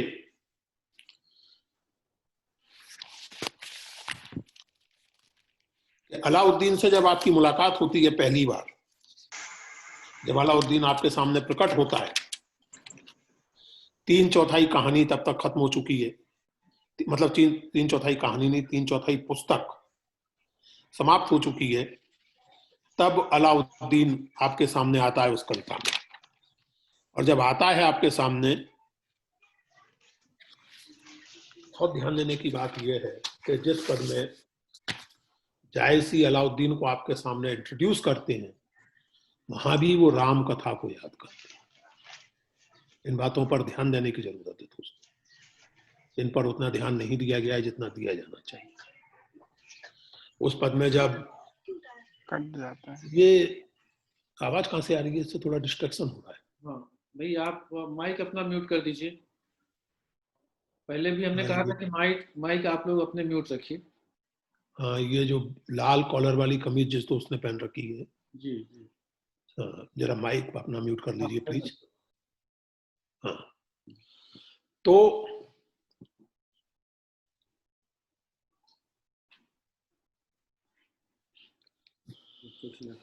हाँ, तो राघव चेतन नामक जो व्यक्ति है, वो अपनी जलन में कुड़न में छोड़ के चला गया है चित्तौड़, और उसने तय कर लिया है, वो भी एक ही कैरेक्टर है राघव चेतन। उसको पद्मिनी बेचारी ये मान के कि कवि को नाराज नहीं करना चाहिए, कवि खतरनाक जीव होता है, उसकी जीव जो है वो दुधारी तलवार होती है, एक तरफ आग एक तरफ पानी। कवि वाकई खतरनाक लोग होते हैं, लेकिन राघव चेतन के अर्थ में नहीं, दूसरे अर्थ में खतरनाक हो तो ज्यादा अच्छा है। तो वो चले जाते हैं जनाब अलाउद्दीन खिलजी के पास, कि जाके उसको बताएंगे कि पद्मिनी कितनी सुंदर है और इस तरह पद्मिनी और रतन सेन को बर्बाद करेंगे। ये प्लॉट लेकर राघव चेतन जाते हैं और दुर्भाग्य से कामयाब होते हैं। तो जब राघव चेतन के आने की सूचना अलाउद्दीन को दी जाती है, तो उस समय अलाउद्दीन इस बात पर चिंतित दिखाया है जायसी ने कि राज सत्ता दिल्ली, जिसका उस समय नाम दिल्ली है, दिल्ली से दिल्ली बना है, तो अलाउद्दीन इस चिंता में है कि ढीली पर पकड़ जरा भी ढीली हुई तो फिर बात बनेगी, लगातार ध्यान रखना पड़ेगा वगैरह वगैरह, जो एक राजा की चिंता हो सकती है। और उस चिंता के क्रम में अलाउद्दीन के मन में जायसी के अलाउद्दीन के मन में यह भाव आता है, रावण लंक जारी जारी सब तापा, रहा ना जोवन अरु तरुणापा। जब रावण की लंका जली तो सबने हाथ कांपे, कोई मदद करने नहीं आया, और ना ताकत बची ना तरुणाई बची, रावण नष्ट हो गया। यह अलाउद्दीन सोच रहा है। अलाउद्दीन अपने आप को सबक दे रहा है कि एक शासक के तौर पर मुझे ध्यान रखना चाहिए कि मेरी प्रजा मुझसे प्रसन्न रहे और मेरे प्रशासन पर मेरी पकड़ मजबूत रहे। अगर ढिल्ली पर मेरी पकड़ ढिल्ली पड़ी तो वो होगा जो लंका के रावण का हुआ था। अलाउद्दीन को कभी इंट्रोड्यूस करता है तो राम कथा को याद करते हैं। और ये जायसी किसी प्रोजेक्ट के तहत नहीं कर रहे थे। जायसी को किसी से सेकुलरिज्म का सर्टिफिकेट नहीं लेना था, जायसी को किसी से भारतीयता का सर्टिफिकेट नहीं लेना था, और ना ही जायसी को, हाँ एक मिनट और देश, और ना ही जायसी को किसी को सूफी बनाना था। जायसी स्वयं सूफी थे, इसमें कोई संदेह नहीं। पद्मावत सूफी का भी नहीं, पद्मावत सूफी अल्लेगरी नहीं। जिन कड़वों के आधार पर यह माना जाता था शुरू में, उनको तो प्रक्षिप्त और बाद का डॉक्टर माता प्रसाद गुप्त ने 1952 में सिद्ध कर दिया था। लेकिन फिर भी कुछ लोग अभी तक आग्रह करते हैं, और वो तर्क कुछ इसी तरह चलता है आजकल। ये तर्क पोस्ट मॉडर्निज्म के जमाने में लौट के आया है कि अगर आप सूफी हैं तो आपकी कविता भी सूफी होगी। ऐसा कतई जरूरी नहीं, कतई जरूरी नहीं है ऐसा। भीष्म साहनी कम्युनिस्ट पार्टी के कार्ड कैरिंग मेंबर थे। उपन्यास तमस पढ़कर कम्युनिस्ट पार्टी ज्वाइन करने की मेरी तो इच्छा नहीं हुई, आप में से किसी की हुई हो तो मुझे पता नहीं। तमस और मैया दास की माड़ी लोगों को कम्युनिस्ट बनाने के लिए नहीं लिखे गए। ठीक है, वो लेखक है, उसका अपना एक वो है। जायसी सूफी है निश्चित रूप से, पद्मा सूफी का भी नहीं। जायसी निश्चित रूप से सूफी है, जायसी निश्चित रूप से मुसलमान, लेकिन ना तो वो आपको मुसलमान बनाना चाहते हैं, ना सूफी बनाना चाहते हैं, ना हिंदू बनाना चाहते हैं। वो आपको केवल कविता के प्रति एक संवेदनशील पाठक, और यही उनको विश्वास है, यही उनको आस्था है कि जो मेरी इस कविता को पढ़ेगा वो खुद प्रेम की पीड़ गाने लायक हो जाएगा। सुना जो प्रेम पीर गा पावा, जो मेरी इस कविता को सुनेगा वो प्रेम की पीड़ा का गायन करने में स्वयं सक्षम हो जाएगा। तो ये जो आप देखें कि जायसी के यहाँ ये जो उस समय के बनते हुए समाज की जो वास्तविकता है वो जायसी की कल्पना को कितने गहरे में प्रभावित कर, इस बात को इस तरह देखना चाहिए। इसी से जो एक बात जुड़ती है और जिस पर चर्चा की जरूरत है, हीरामन। मैंने वो फिल्म नहीं देखी है क्योंकि वो देवदास मैंने देखी थी भंसाली जी की, और उसके बाद मैंने तय किया कि ये किसी भी लिटरेरी वर्क पर फिल्म बनाएंगे तो जब तक मुझे बहुत ठीक ठाक आश्वासन ना मिल जाए कि मैं पागल नहीं होने लगूंगा गुस्से के मारे, तब तक मैं इनकी कोई ऐसी फिल्म तो नहीं देखूंगा जो किसी लिटरेरी वर्क पे बने। क्योंकि उसके पहले वो दास्तायेवस्की के सिल्वर नाइट्स का सत्यानाश कर चुके थे, फिर देवदास का, तो मैंने कहा कि अब पद्मावत नहीं देखी, मैंने नहीं देखी। लेकिन मैंने सुना है कि उसमें हीरामन का कहीं अता पता नहीं, और फिल्म दावा करती है कि इंस्पायर्ड बाय जायसीज वर्क। खैर फिल्म को छोड़िए, पद्मावत केवल रतन सेन और पद्मावती के प्रेम की कहानी नहीं है। पद्मावत केवल उस अर्थ में प्रेम की कहानी भी नहीं, पद्मावत दोस्ती की भी कहानी और कृतज्ञता की भी कहानी। हीरामन और पद्मावती का जो संबंध है वो जिसको कहते हैं कॉन्फिडेंट का संबंध, वो विश्वास पात्र मित्र का संबंध, वो सचमुच सखा और सखी का संबंध, जिसमें एक दूसरे से एक मन की बात कही जा सकती है। आप कल्पना कीजिए, और जायसी की सेंसिटिविटी में इस संबंध के महत्व की कल्पना कीजिए। रतन सेन के साथ अपने मिलन के क्षणों में, उनका मिलन शुरू होने के ठीक पहले, पद्मावती हीरामन को याद करती, हीरामन के प्रति कृतज्ञता व्यक्त कि वो नहीं होता तो मेरा तुम्हारा मिलन संभव। और हीरामन का जहां तक सवाल है, हीरामन आप जानते हैं कि पद्मावती के पिता ने निकाल दिया था क्योंकि वो कुछ ऐसी बातें पद्मावती को बता रहा था जो एक जवान लड़की को नहीं बताई जानी चाहिए बिना जरूरत के या बिना पिता की अनुमति के। तो पिता क्रुद्ध हो गए और उन्होंने उसको निकाल दिया, और फिर वो जाकर आखिरकार रतन सेन के महल में पहुंच गया, किसी बंजारे के जरिए, फिर किसी ब्राह्मण के जरिए, बहरहाल वो रतन सेन के महल में पहुंच गया। और बाकी के साथ घंटे में केवल एक बात, जब रतन सेन हीरामन से पूछते कि तुम मुझे बताओ पद्मावती कौन है, पद्मावती कैसी है, पद्मावती वर्णन हीरामन करता है लेकिन अपने आप में है ही।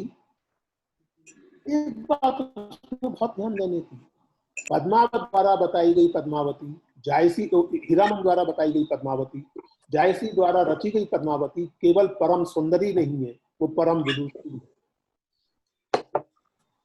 और वो हीरामन कहता है कि वो अमरकोश की ज्ञाता है, वो व्याकरण की ज्ञाता है, छंद की ज्ञाता है, वेदों पर चर्चा करती,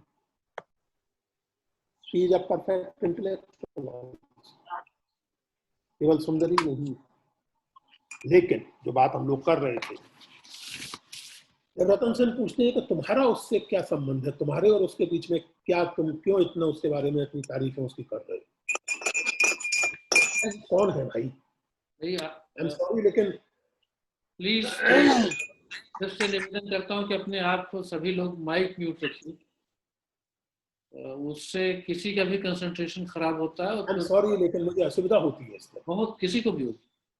प्लीज आप अपने माइक को ऑन ना करें, बात पूरी हो जाए तो उसके बाद फिर आप सवाल जरूर पूछिए, लेकिन अभी भी किसी का माइक ऑन है, आप बंद कीजिए माइक अपना।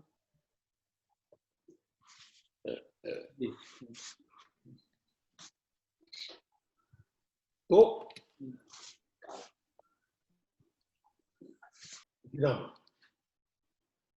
जो लहे जियो रात दिन सुमरो, मरो तो ओहे ले जाऊं, मुख राता तन हरे कीने, ओहू जगत ले जाऊं। तो मुझसे पूछ रहे हो कि मेरा पद्मावती से क्या हुआ है? मैं जब तक जीऊंगा तब तक उसे याद रखूंगा, मरूंगा तो भी उसकी याद साथ ले जाऊंगा। क्यों? क्योंकि मेरी चोंच का लालपन उसने दिया है, मेरे बदन का हरापन उसने दिया है। मित्रों, हम लोग हिंदी भाषी हैं, हिंदी में लाल और हरा केवल रंगों के नाम नहीं है, लाल और हरा इडियम भी है। आप प्रसन्न होते हैं तो हरियाली हो जाती है, किसी चीज को देखकर, किसी बात को सुनकर आप प्रसन्न होते हैं तो आपकी तबीयत हरी भरी हो जाती है, और जब आप कोई कामयाबी हासिल करते हैं तो आपकी गोटी लाल हो जाती है। खेल में आप जब पहुंच जाते हैं वहां तो गोटी लाल हो गई। तो चाहे वो सफलता हो, चाहे वो प्रसन्नता हो, और चाहे मेरे शरीर का रंग हो, चोंच का। मोहन कांत जी प्लीज।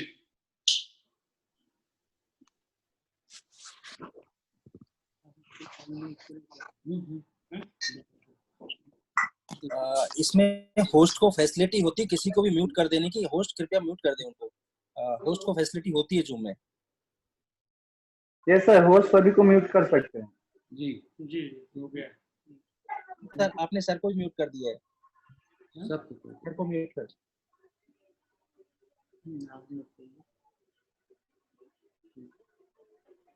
अभी सर म्यूट ये सर पार्टिसिपेंट में होगा सर, या वहां पर जाके देखिए। वो ठीक है ना, सुनाई दे रहा है? सर आप स्वयं अनम्यूट कर लीजिए अपने आप को। मैंने कर दिया अनम्यूट, अब सुन सकते हैं आप लोग मुझे? जी सर, जी हाँ, सर, हाँ, बिल्कुल बिल्कुल। और मेरी हाथ जोड़ के विनती है, प्लीज जी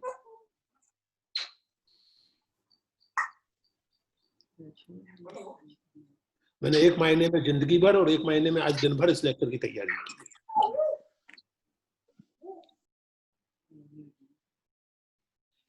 तो अगर आपको नहीं सुनना है या नहीं होगा, दूसरी चीजें ज्यादा आपको जरूरी लग रही हैं तो या तो आप चले जाइए या मुझसे कहिए तो मैं चल देता हूँ। नहीं, हमने उनको म्यूट कर दिया, अब नहीं होगा। ऐसे थोड़ी होता है भाई।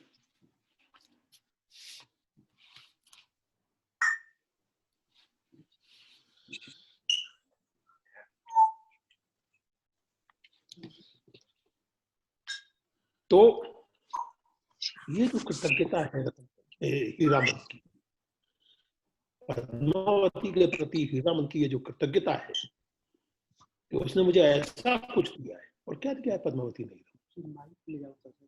राजपाट नहीं दे दिया है। वो तो उसको उसके पिताजी मारने पे आमादा हो गए थे तो उसने जरूर किया था कि उसने भी नहीं किया था, वो खुद ही उड़ के चला गया था।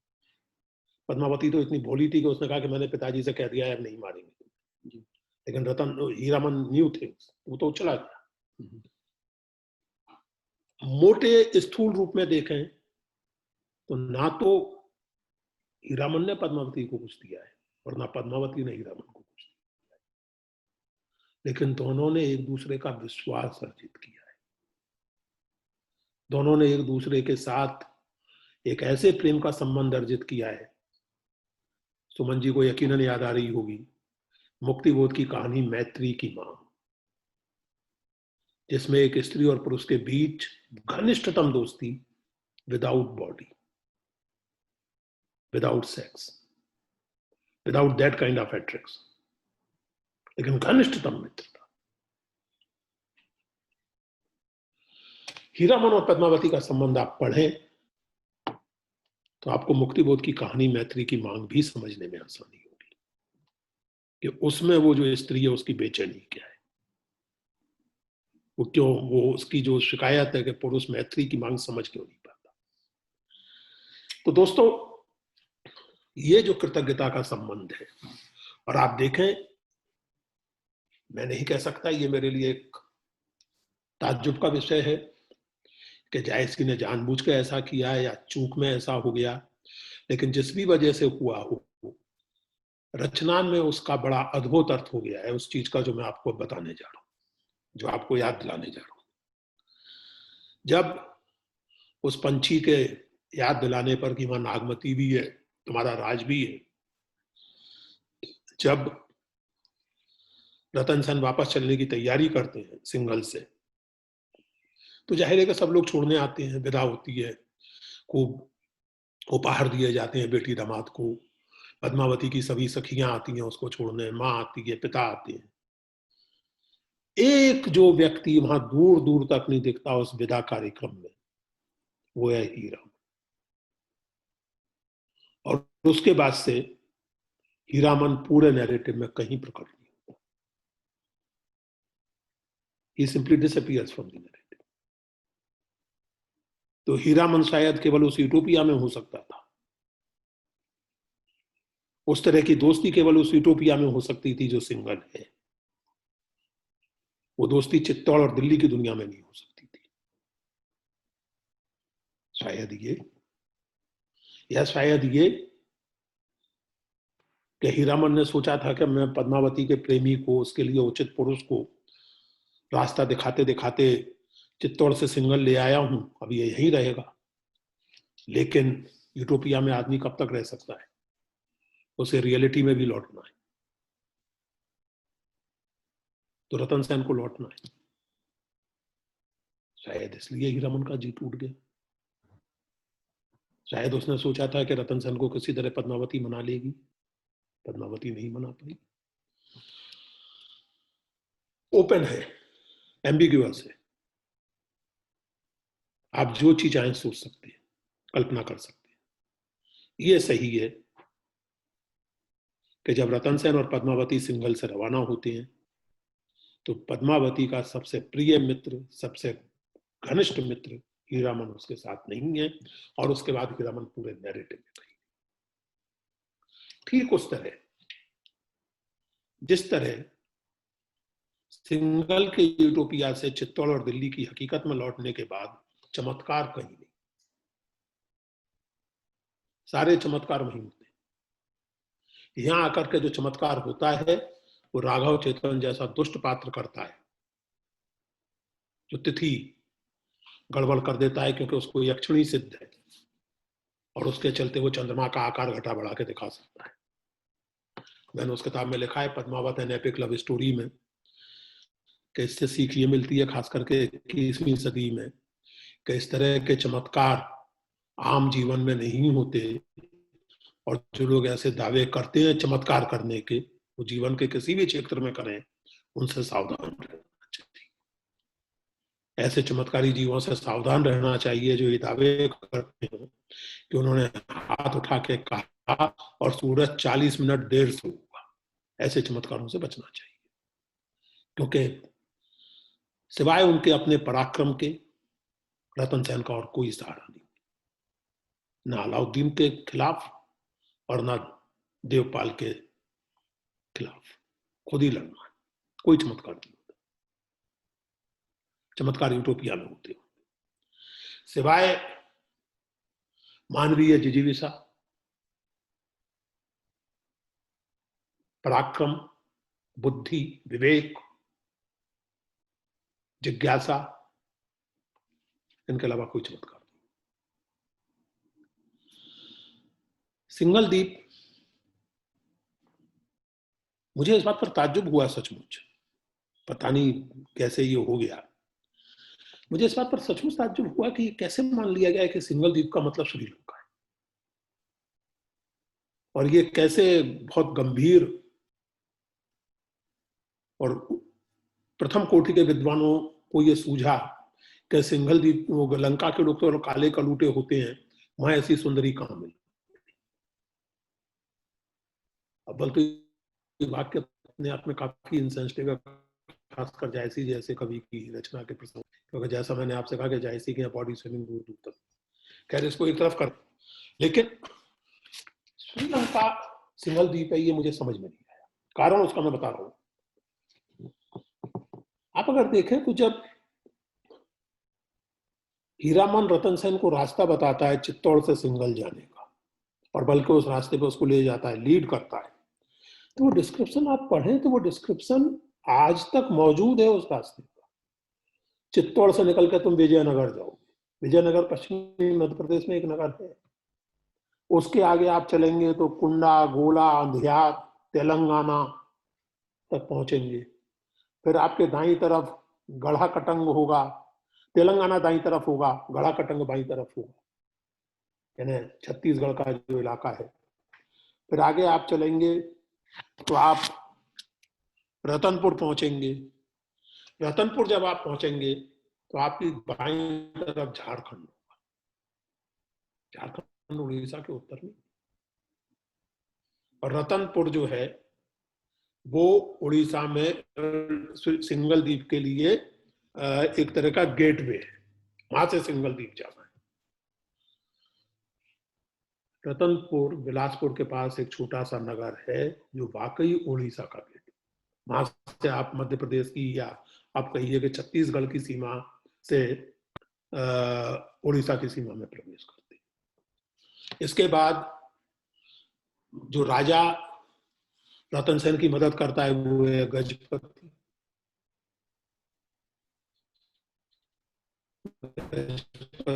रतन सेन का मित्र है, पहले है, लेकिन रतन सेन नहीं मानता तो उसको जहाज वगैरह देता है। दोस्तों 1435 से लेकर 1555 तक उड़ीसा पर गजपति राजा ही शासन कर रहे थे, उस डायनेस्टी का नाम गजपति ही है, और उसी डायनेस्टी के समय में उड़िया में महाभारत रचा था कवि शारदा दास ने। इतने क्लियर हिंट है। जब वहां हीरामन पद्मावती को बताता है कि वो आया है एक बहुत ही सूटेबल पात्र तुम्हारे लिए, तो कहता है पश्चिम से आया है। अगर जायसी की कल्पना का सिंगल द्वीप आज का श्रीलंका होता तो हीरामन उत्तर कहता। और सबसे मजे की बात यह है कि सिंगल द्वीप के सौंदर्य का वर्णन करते हुए जायसी कहते हैं कि इसके आगे लंका नगरी भी कुछ नहीं, बाकायदा कहते हैं जायसी। तो ये मुझे समझ में नहीं आया, इतना क्लियर डिस्क्रिप्शन। और फिर जब वो वापस लौटते हैं सिंगल द्वीप से तो उड़ीसा की समुद्र तट पे आते हैं, बाकायदा लिखा है। और चित्तौड़ की तरफ बढ़ने के पहले वो बाकायदा जगन्नाथ जी के मंदिर में जाके दर्शन करते हैं। तो सिंगल द्वीप, जाहिर है कि सिंगल द्वीप एक यूटोपिया है, एक फेबल है, लेकिन वो यूटोपिया कहीं स्थित है जायसी की कल्पना में। और जायसी की कविता की सबसे बड़ी ताकत यही है कि वो इतने सहज रूप से यूटोपिया और वास्तविकता, रियलिटी और इमेजिनेशन में चलती है। मुझे नहीं समझ में आया कि किस आधार पर ये मान लिया गया और कैसे इस चीज को इग्नोर कर दिया गया कि सिंगल क्या है और कहां है। एक और चीज जो इस पर मुझे ताज्जुब होता है वो मैं आप लोगों के सामने रखना चाहता हूं। जायसी ने रतन सेन द्वारा अलाउद्दीन को दी गई दावत का बहुत विस्तार से वर्णन किया है। कई कड़वकों में वो व्यंजनों का वर्णन चलता रहता है, और जैसा मैंने आपसे कहा कि आलोचक लोग उसको पढ़ते पढ़ते ऊब भी गए हैं कि भाई कितना बोलते चले जा रहे हैं। लेकिन वो वर्णन समाप्त जिस कड़वक से होता है उसे अगर आप पढ़ें, उस पर ध्यान दें, तो मालूम पड़ेगा कि वो सारा वर्णन केवल इस कड़वक के लिए तैयार थी। वो जो 60-70 पद है वो केवल इस कड़वक को आप तक सलीके से पहुंचाने के लिए कही जा रही थी। और वो क्या है? जाहे प्रकार रसोई बखानी, तब भई जब पानी सोसानी। जो मैंने ऊपर सारी रसोई का वर्णन किया है, ये तभी बन पाई जबकि पानी का इस्तेमाल किया गया। पानी मूल परेखो कोई, पानी बिन स्वाद न हो। पानी हर चीज का मूल है, इस बात को परखो। अमृत पानी ना अमृत आना, पानी सो घट रहे पराना। पानी ही अमृत है, पानी के अलावा कोई अमृत नहीं है।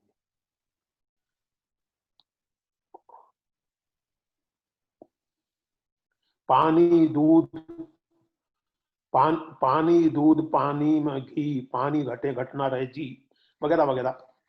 और ये कड़वा ये रेखांकित करता है दोस्तों, बिना कहे। और ये जायसी के कवित्व की सबसे बड़ी पहचान है कि जिस चीज को आप टेकन फॉर ग्रांटेड समझते हैं, जिस चीज को आप सहज रूप से मान लेते हैं कि वो तो है ही, वो जब नहीं होती तब उसका मोल मालूम पड़ता है। आरंभ में ही जायसी ने बताया है कि वाणी कितनी महत्वपूर्ण चीज है, ये उससे पूछो जो गूंगा है। दृष्टि कितनी महत्वपूर्ण चीज है, ये उससे पूछो जो अंधा है। चल सकने की सामर्थ्य कितनी महत्वपूर्ण है, ये उससे पूछो जो बेचारा लंगड़ाया लूला है। हम बहुत सारी चीजों को भी टेक फॉर ग्रांटेड। हमारे अपने बचपन तक पानी का कोई खास मोल नहीं था। कहीं जाते थे ट्रेन से, रेल से, तो किसी भी स्टेशन पे उतरे, लपक के पानी पी लिया, सुराही में भर के कंपार्टमेंट में लिया गया। आज नहीं कर सकते आप। आज बोतल बंद पानी के अलावा कोई पानी पीना पसंद नहीं करता। घर से लेके चलते हैं, घर घर में आरओ लगे, टैप वाटर नहीं पी सकते आप। नहाने का साफ सुथरा पानी भी कई शहरों में नहीं मिलता। जिस चीज को आप, जो चीज आपको सहज सुलभ है, उसका मतलब आपको समझ में नहीं आता। और ये केवल बात पानी की नहीं है। सहिष्णुता जब तक वातावरण में है समाज के, आपको लगता है क्या है ठीक। जब गायब होने लगती है तब आप चिंतित होते हैं। लोकतांत्रिक अधिकार जब तक सहज रूप से आपको उपलब्ध है, क्या है तो हमारे बाप का राज है। जब बात बात पे आपको एंटी नेशनल कहा जाने लगता है, तो आपको मालूम पड़ता है कि लोकतांत्रिक अधिकार का क्या महत्व होता है। और अंत में जायसी एक बहुत मार्के की बात बताते हैं कि इस सब के बावजूद पानी अमृत है, पानी ये है, पानी वो है, लेकिन फिर भी पानी गर्व नहीं करता। पानी में कोई ऊपर उठने का भाव नहीं होता, जहां ढालिए वहां ढल जाता है। दावत का पूरा चित्रण असल में इस फिलोसॉफिकल स्टेटमेंट के लिए किया गया है। और ये हम लोग ध्यान रखें, हिंदी और उर्दू के लोग, मैंने अंग्रेजी किताब में ये लिखा कि इस छंद का महत्व आप तभी समझ सकते हैं जब आप हिंदी उर्दू इडियम से वाकिफ हैं। क्योंकि हिंदी उर्दू इडियम में पानी केवल पानी नहीं है। हिंदी उर्दू इडियम में हम लोग जानते हैं कि रहीमन पानी राखिए, बिन पानी सब सून, पानी गए ना उबरे, मोती मानस चू। पानी आपका हुनर भी है, पानी आपकी चमक भी है। दोस्तों, बस अब दो एक बातें और मैं कहना चाहता हूं। मेरे ख्याल से जो बातें मैंने तय की थी, वो एक और बहुत महत्वपूर्ण बात की और आपका ध्यान खींचने के लिए, आखिर में जो सती का चित्र है उसको हम सब जानते हैं। दोनों रानियां सती होती हैं, हम सब लोगों को पता है। लेकिन एक बहुत रोचक बात है कि पद्मावत में एक स्थिति ऐसी है जो रतन सेन सती होने को,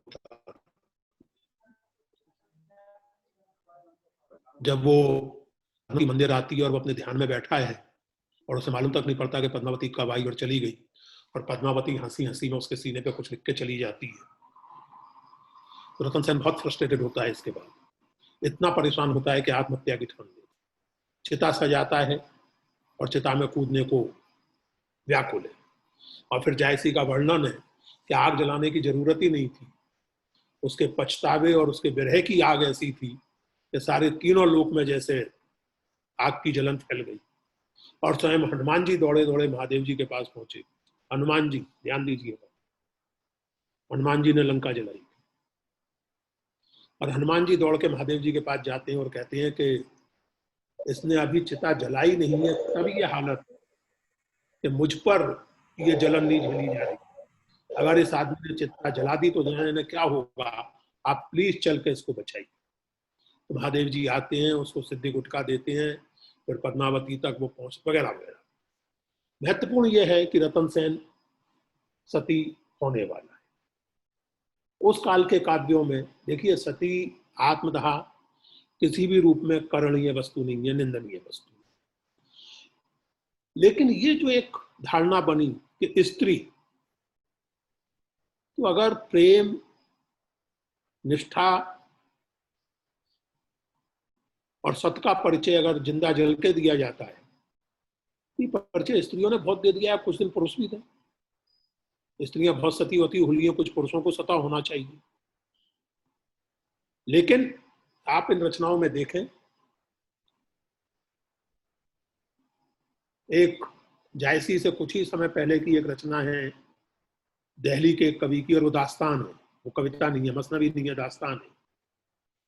उसमें उसका जो हीरो वो बाकायदा सती हो जाता है, नायिका उसे नहीं मिलती है, इश्कनामा उसका नाम है, वो सती हो जाता है, वो अपने आप को जिंदा जला लेता है। कहने का मतलब यह है कि हम जब उस समय की रचनाओं पर, उस समय की उन पर बात करें तो इस तरह बात ना करें कि जैसे उनको केवल एक डॉक्यूमेंट के तौर पे पढ़ लिया और फिर अब इस पर जायसी के पीछे पड़ गए कि सती का चित्र क्यों खींचा है, फलाना चित्र क्यों खींचा है। इस तरह की बातों का कोई मतलब नहीं रह जाता। दोस्तों, जो आखिरी दो कड़वक हैं और जिनमें ये सब बात आ रही है जो मैं अभी कह रहा था आपसे, जब युद्ध हार जाते हैं, अलाउद्दीन की सेनाओं ने घेर लिया है उसको, और ये ध्यान दीजिएगा जायसी के पोइटिक चॉइसेस पे ध्यान दीजिए। जायसी का रतन सेन अलाउद्दीन द्वारा नहीं मारा जाता, जायसी ने अपने नायक को अपने प्रतिनायक से नहीं मरने दिया। और प्रतिनायक शब्द का मैं जानबूझकर प्रयोग कर रहा हूं। जायसी का अलाउद्दीन खलनायक नहीं। पद्मावती के प्रति उसका ऑब्सेशन एक गलत चीज है और जायसी उसको एंडोर्स नहीं करते, क्लियरली उसको एंडोर्स नहीं करते। लेकिन वो, जैसा मैंने सुना कि फिल्म में जैसा मॉन्स्टर था अलाउद्दीन, जायसी इतना इतिहास जानते थे कि अलाउद्दीन मॉन्स्टर नहीं था, ओनली एक अच्छा शासक। लेकिन फिर भी अपने हीरो की ये शान कायम रखने के लिए कि वो प्रतिद्वंदी के हाथ में नहीं मारा जाता, वो मारा जाता है देवपाल के साथ दुएल। देवपाल भी मरता है, रतन सेन भी मरता है। तो खैर, जब वो दोनों रानियां सती हो रही हैं, बल्कि हो चुकी हैं, और तब वो प्रवेश करता है अलाउद्दीन अपनी सेना के साथ, और वो आप सब लोग जानते हैं, उसको दोहराने की क्या जरूरत है। लेकिन तब लग सो अवसर हुई बीता, भय अलोप राम और सीता।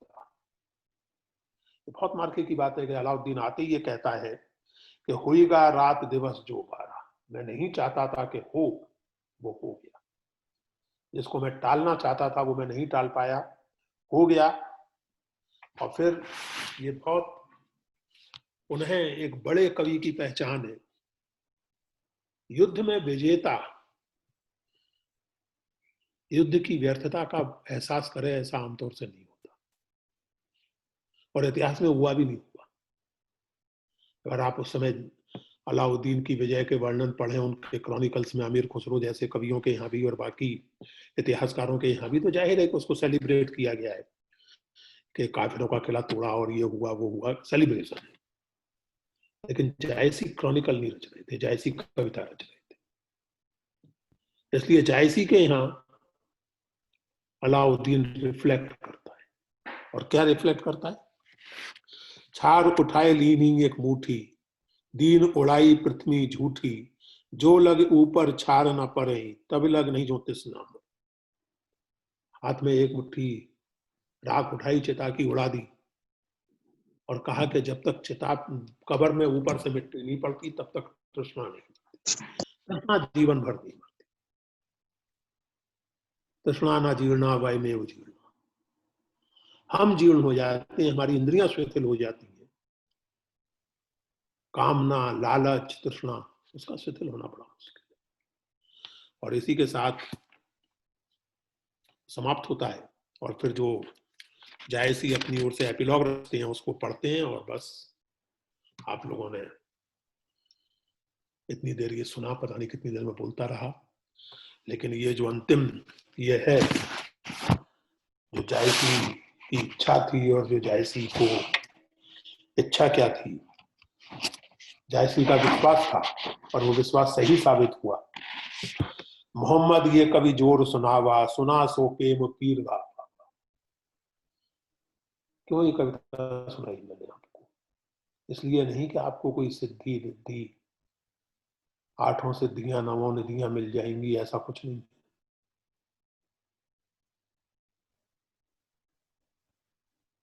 आपको कुछ मिलेगा, केवल प्रेम, केवल स्त्री पुरुष का प्रेम नहीं, बल्कि हीरामन और पद्मिनी की मित्रता का वर्णन भी मिलेगा, जिसमें हीरामन पद्मिनी का फ्रेंड, फिलोसफर एंड गाइड, सबसे करीबी दोस्त जिसको कहा जाए, वो भी मिलेगा। आपको राघव चेतन जैसा कैरेक्टर भी मिलेगा। और इस सब के साथ आप महसूस कर सकेंगे कि गाने योग्य तो प्रेम की पीड़ा है। जोड़ी लाए रकत के लेई, गाड़ी प्रीत नैन जल सोई, और मन जान कवित अस्कीना, मकु यह रहे जगत में जीना। ये सारी कविता मैंने इसलिए की कि जगत में मेरा कुछ चिन्ह रह जाए। हम सब अमरता के पीछे दौड़ते हैं दोस्तों। हम सब जानते हैं कि इस अनिश्चित संसार में केवल एक तथ्य निश्चित है, और वो है मृत्यु। हम सबको मरना है और हम सब अमर होना चाहते हैं। और स्मृति में बस जाने की कामना अमरता की कामना, और तो कोई तरीका है नहीं अमर होने का। और वही जायसी कह रहे हैं, कहां सो रतन सैन असराजा, कहां सुवा बुधोपराजा, कहां अलाउद्दीन सुल्तानू, कहां रह गौ जयकीन बखानू, कहां स्वरूप पद्मावती रानी, कोई ना रहा जग रही कहानी। कुछ नहीं बचता, कोई नहीं बचता। लेकिन जो होते हैं ऐसे कुछ नहीं जो कहानियों में बच जाते हैं।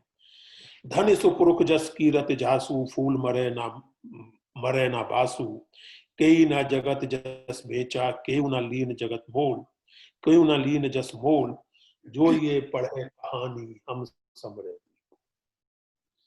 कौन नहीं यश चाहता जगत? कौन नहीं यश का कारोबार करना चाहता?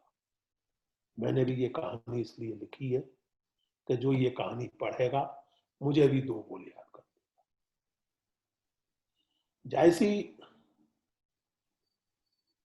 चमत्कारी सिद्ध महापुरुष थे या नहीं थे, हम 21वीं सदी के लोग शायद उन बातों को उस तरह ना लें। जायसी सूफी साधना में कितनी ऊंचाइयों तक पहुंचे हम नहीं जानते, क्योंकि हम उन साधनाओं से वाकिफ नहीं है, उन पर टिप्पणी करने का अधिकार हमें नहीं है। लेकिन सामान्य पाठक के तौर पर, हिंदी भाषी होने के नाते और हिंदी भाषी ना भी होते तब भी हम ये जानते हैं कि जायसी का ये विश्वास कतई गलत नहीं था कि जब जब रतन सेन और पद्मावती की ही नहीं, हीरामन और पद्मावती की ही नहीं, जब जब प्रेम और दोस्ती की बात चलेगी तो जायसी की उम्मीद पूरी होगी कि हम समरे द्वीप। बहुत धन्यवाद मित्रों आपका, thank you very much. Rajkumar ji को सवाल होंगे आपके पास? जी सर, सवाल हैं और हाँ हाँ उसमें से कुछ सवाल तो ऐसे हैं जो पहले आए थे और वो आपने अपने व्याख्यान में वो सवालों का जवाब दे दिया। जैसे एक सवाल और कुछ ऐसे हैं जिन पर आप, मुझे लगता है कि आप चाहेंगे कि थोड़ा सा बोलें कि आपने जो ये वास्तविक दुनिया और काल्पनिक दुनिया जिसको सिंघल द्वीप के रूप में ज़्यादातर लोग व्याख्यायित करते हैं, उसके पारस्परिक संबंध की व्याख्या किस रूप में की जाए और उसका भक्तिकाल के दूसरे कवियों के यहाँ जो यथार्थ और एक काल्पनिक लोक की जो परिकल्पना है उससे क्या संबंध जोड़ा जा सकता है, ये एक सवाल था। मैं इस पर बात कर लूं पहले जी, एक एक करके सवाल लें तो ठीक रहेगा। हाँ जी, इसीलिए मैं हाँ देखिए ऐसा है कि भक्ति काल हो या कोई भी समय हो, यूटोपिया के बोध के बिना आप कविता नहीं लिख सकते।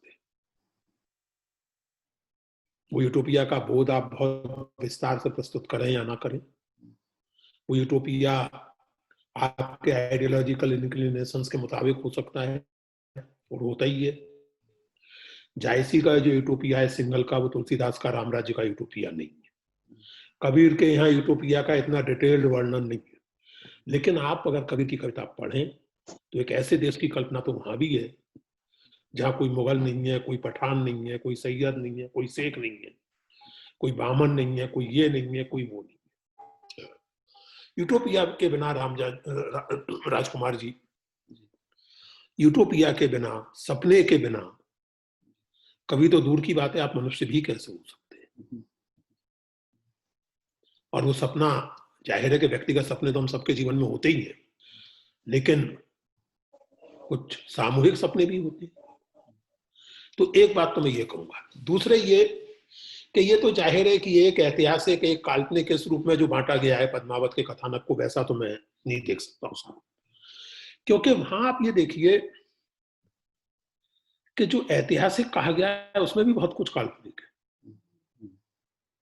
जिसको हम ऐतिहासिक कहते हैं, क्योंकि ये अभी तक निर्विवाद रूप से निर्धारित नहीं हुआ है और निश्चित नहीं हुआ है कि पद्मावती एक जेनेरिक नाम है या पद्मावती किसी व्यक्ति का नाम। अलाउद्दीन ने चित्तौड़ पर हमला किया था, चित्तौड़ का कैंपेन क्रॉनिकल्स के मुताबिक 2-3 महीने में निपट गया था। जायसी के अनुसार 8 साल तक घेरा पड़ा रहा था। जाहिर है कि 8 साल कवि की कल्पना है। तो ये जो चीजें हैं, जायसी के यहाँ सिंघल द्वीप एक ऐसा यूटोपिया है जिसमें आप गए हैं और आप वापस अपने यथार्थ में लौटे हैं, क्योंकि आप यूटोपिया में, ऐसे यूटोपिया में जहां यथार्थ की कोई तपिश ना हो, आप चाहें तो भी नहीं रह सकते। हम सब अपने जीवन में जो जीते हैं वो भीतर ही यूटोपिया भी होता है, यथार्थ भी होता है। बल्कि वो जो पंछी जाता है रतन सेन को वापस लाने एक तरह से, वो उससे कहता है कि भीतर ही मृत्यु है, भीतर ही जीवन है, तो वापस तो जाना चाहिए। तो मैं इसको इस रूप में देखता हूं कि यूटोपिया के बिना कविता संभव नहीं है, इम्प्लिसिट हो एक्सप्लिसिट हो। और दूसरा ये कि यूटोपिया और यथार्थ के बीच का जो संबंध है वो कई तरह से हो सकता है। जायसी के यहाँ इस तरह से है कि वो एक भूखंड के रूप में यूटोपिया की कल्पना की गई है, जिससे रतन सेन वापस आ जाता है, फिर लौट के नहीं जा पाता। कबीर जैसे कवियों के यहाँ वो यूटोपिया एक सतत आवाजाही है। जब वो अपने आसपास का यथार्थ देखते हैं तो बहुत क्रोधपूर्ण कविता करते हैं, बहुत दुख की कविता करते हैं। जब वो अपने मन के भीतर होते हैं, जब अपने मन के यूटोपिया में होते हैं, तो आनंद की और उत्सव की कविता करते हैं। तो कभी कभी पर निर्भर करेगा कि उसके यहाँ यूटोपिया किस तरह का फंक्शन निभा रहा है और किस रूप में आ रहा है। तो इसी से जुड़ा हुआ एक सवाल ये था कि क्या युद्ध और हिंसा और सत्ता का संबंध उस कथित यथार्थ से ज्यादा है और यूटोपिया का संबंध प्रेम और एक कंपोजिट कल्चर से ज्यादा है। हाँ, ये कह सकते हैं। हालांकि देखिए, प्रेम और कंपोजिट कल्चर की हिफाजत के लिए भी तैयारी तो चाहिए होती है, जी और ये जायसी के यूटोपिया में भी दिखता है। यानी जायसी के यूटोपिया में ही रतन सेन की गिरफ्तारी होती है, क्योंकि पद्मिनी का जो पिता है वो, उसका यूटोपिया ऐसा नहीं है कि वहाँ फौज जो है वो केवल गांधीगिरी करती घूमती है। जी जब उन्हें ये मालूम पड़ता है कि रतन सेन पद्मिनी से विवाह करने का इच्छुक है तो उसे गिरफ्तार किया जाता है। और खुद रतन सेन के साथ 16,000 योगी गए हुए हैं, जो वास्तव में योद्धा हैं, जो योगियों का रूप धारण करके गए हैं, और वो मरने लड़ने को तैयार है। रतन सेन उन्हें रोक, और रतन सेन कहता है कि ये दिल जीतने की लड़ाई है, किला जीतने की लड़ाई नहीं। तो इसलिए मैं ये नहीं करूंगा जो राजपूतों के यहाँ एक परंपरा जैसी थी कि भाई इस लड़की से प्रेम है, इस लड़की को पसंद किया तो गए, लड़ा और ले आए। रतन सेन कहता है नथिंग डू, जब तक पद्मावती और उसके पिता की सहमति नहीं होगी ये विवाह नहीं होगा। तो देखिए, अहिंसा का मतलब कायरता या समर्पण नहीं, ना तो यूटोपिया में है और ना चित्तौड़ की वास्तविकता।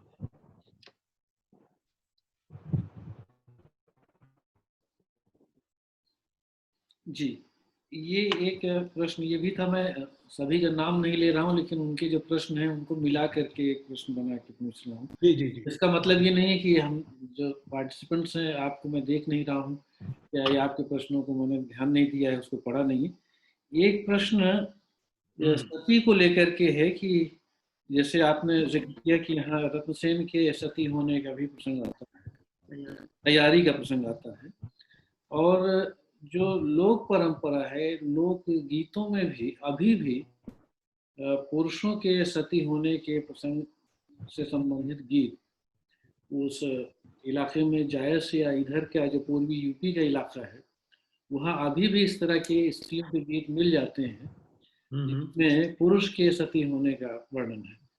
तो इस पर थोड़ा सा लोग चाहते हैं कि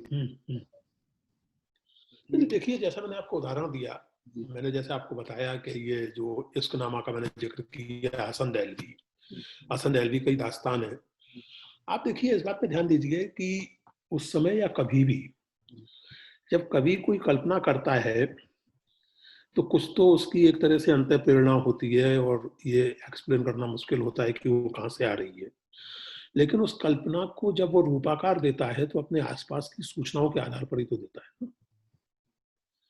तो जब जायसी ये कह रहे हैं कि रतन सेन सती होने पर उतारू हो गया, सौभाग्य से हुआ नहीं लेकिन उतारू हो गया, तो जाहिर है कि जायसी को पता है कि ऐसी चीजें होती हैं, या जायसी कल्पना करते हैं कि ऐसा होना चाहिए।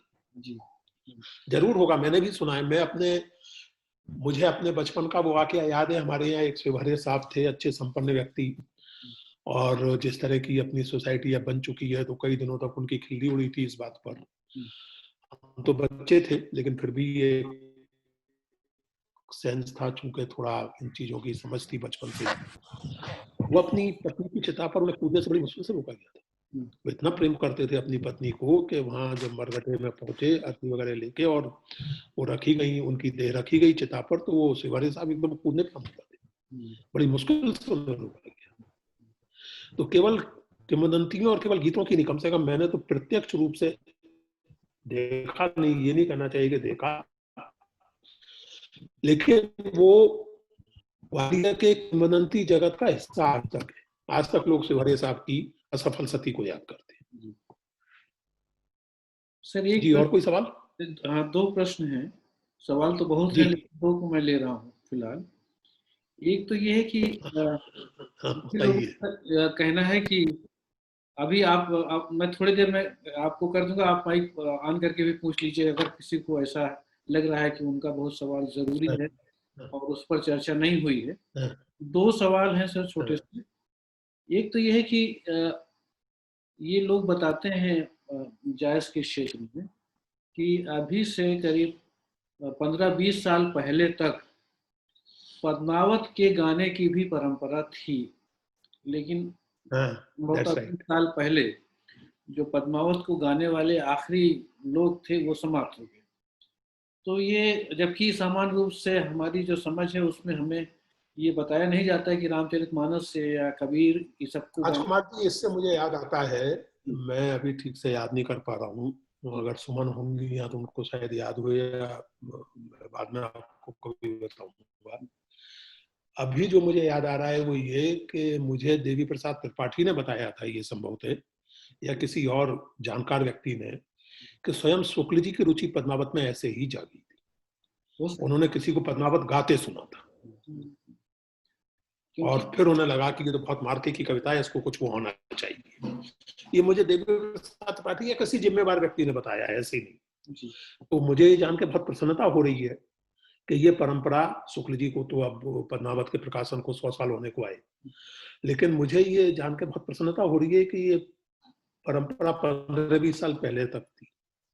हाँ सर, ये है तो बहुत प्रसन्नता। ये बात हमें अवधि पर काफी महत्वपूर्ण काम किया जगदीश पीयूष जी ने। तो जगदीश जी उसी इलाके के भी रहने वाले हैं, तो उन्होंने ये बात बताई थी हमें 5-7 साल पहले की बात है कि वहाँ पद्मावत को गाने की बहुत महत्वपूर्ण है। इस पर जी, इसकी अगर परंपरा अभी भी हो या अब नहीं है तो क्या है, उन गाने वालों के परिवारों के लोग हों तो आपको अपने कुछ रिसर्च स्कॉलर्स को इस काम में लगाना चाहिए। जी जी जी बिल्कुल।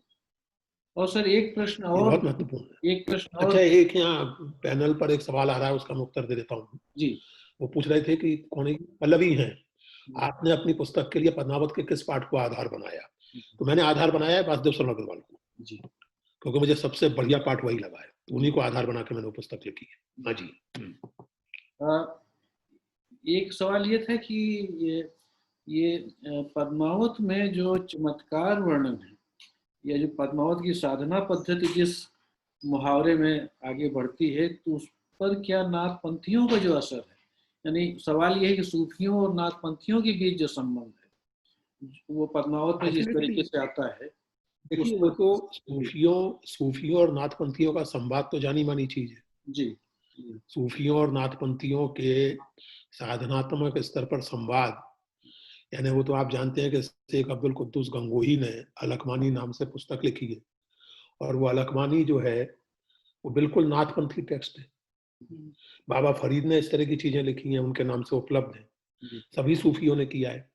तो सूफियों में और नाथपंथियों में इस तरह का एक साधनाओं का और पद्धतियों का, रिचुअल्स का संवाद तो था ही, लेकिन ये महत्वपूर्ण है कि जायसी के यहाँ योगी का जिक्र तो आता है, जैसे रतन सेन जोगी बन के जाता है, उसके साथ चित्तौड़ के 16,000 राजकुमार जोगी बन के जाते हैं, और वहाँ वो हीरामन जो है पद्मावती से उसके पिता के बारे में कहता है कि तुम्हारा पिता ब्राह्मणों को मरवाता है, योगियों को मानता है।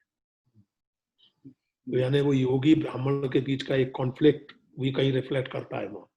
ये मुझे बहुत इंटरेस्टिंग लगता है राजकुमार जी कि पद्मावत में इस तरह से खुल के स्पष्ट रूप से सूफियों का कहीं उल्लेख नहीं। दिलचस्प, बहुत रतन सेन सूफी बन के नहीं जाता, रतन सेन के साथ कोई सूफी नहीं जाता। रतन सेन की जो मदद है या रतन सेन का जो भी वो है, उसमें कोई इस्लामी परंपरा का महापुरुष या उस माइथोलॉजी का कोई व्यक्ति प्रकट नहीं होता, लेकिन ये सही है कि रतन सेन की तुलना बार बार मंसूर से की गई है, और बल्कि जब एक बार उसको बड़ा मार्मिक है वो कि जब अलाउद्दीन उसको धमकाता है और कहता है कि पद्मावती मेरे हवाले करो वरना तुम्हें ये टार्चर करेंगे वो टार्चर करेंगे, तो अद्भुत पंक्ति है वो कि रतन सेन तो चुप रहता है, जायसी ने लिखा है कि राजा तो चुप है लेकिन मंसूर ठाका मार के हंसता है। अद्भुत पंक्ति है कि राजा को तो कुछ बोलने की जरूरत ही नहीं है, राजा के व्यक्तित्व में जो मंसूर निहित है वो अलाउद्दीन की धमकियों पर हंस रहा है। तो उस रूप में वहां, और जैसे हातिम ताई का मैंने जिक्र किया, और प्रोफेसर मुजीब रिजवी ने इस बात को बहुत गहराई से और सूक्ष्मता से अध्ययन किया है, उनकी कई स्थापनाओं से मैं सहमत नहीं हूँ, वो अलग बात है, लेकिन किताब वो महत्वपूर्ण है। उसमें उन्होंने दिखाया है कि किस तरह के सूक्ष्म इस्लामी प्रभाव पद्मावत पर है। लेकिन तो जाहिर होंगे ही, क्योंकि मैंने ये बार बार आपसे कहा कि जायसी बहुत जानकार व्यक्ति थे, आस्थावान मुसलमान थे, बराक जिनको हासिल थी ऐसे सूफी थे, तो वो प्रभाव तो आएंगे। लेकिन ये इंटरेस्टिंग है कि सूफी प्रत्यक्ष रूप से पद्मावत में कहीं प्रकट नहीं। सर इसी पर एक सप्लीमेंट्री सवाल है, अभी अभी आ रहा है कि ये इस्लाम या सूफी और हिंदू परंपरा के संबंध की जो बात आपने कही, तो वो आदित्य बहल का एक लेख है जिसमें वो इस तरह की बात करते हैं कि जायसी ने एक तरह से इस इस्लामिक अवधारणाओं को का हिंदी में ट्रांसलेट किया, जो हिंदू परंपरा की अवधारणाओं के वजन पर उसको ट्रांसलेट किया है।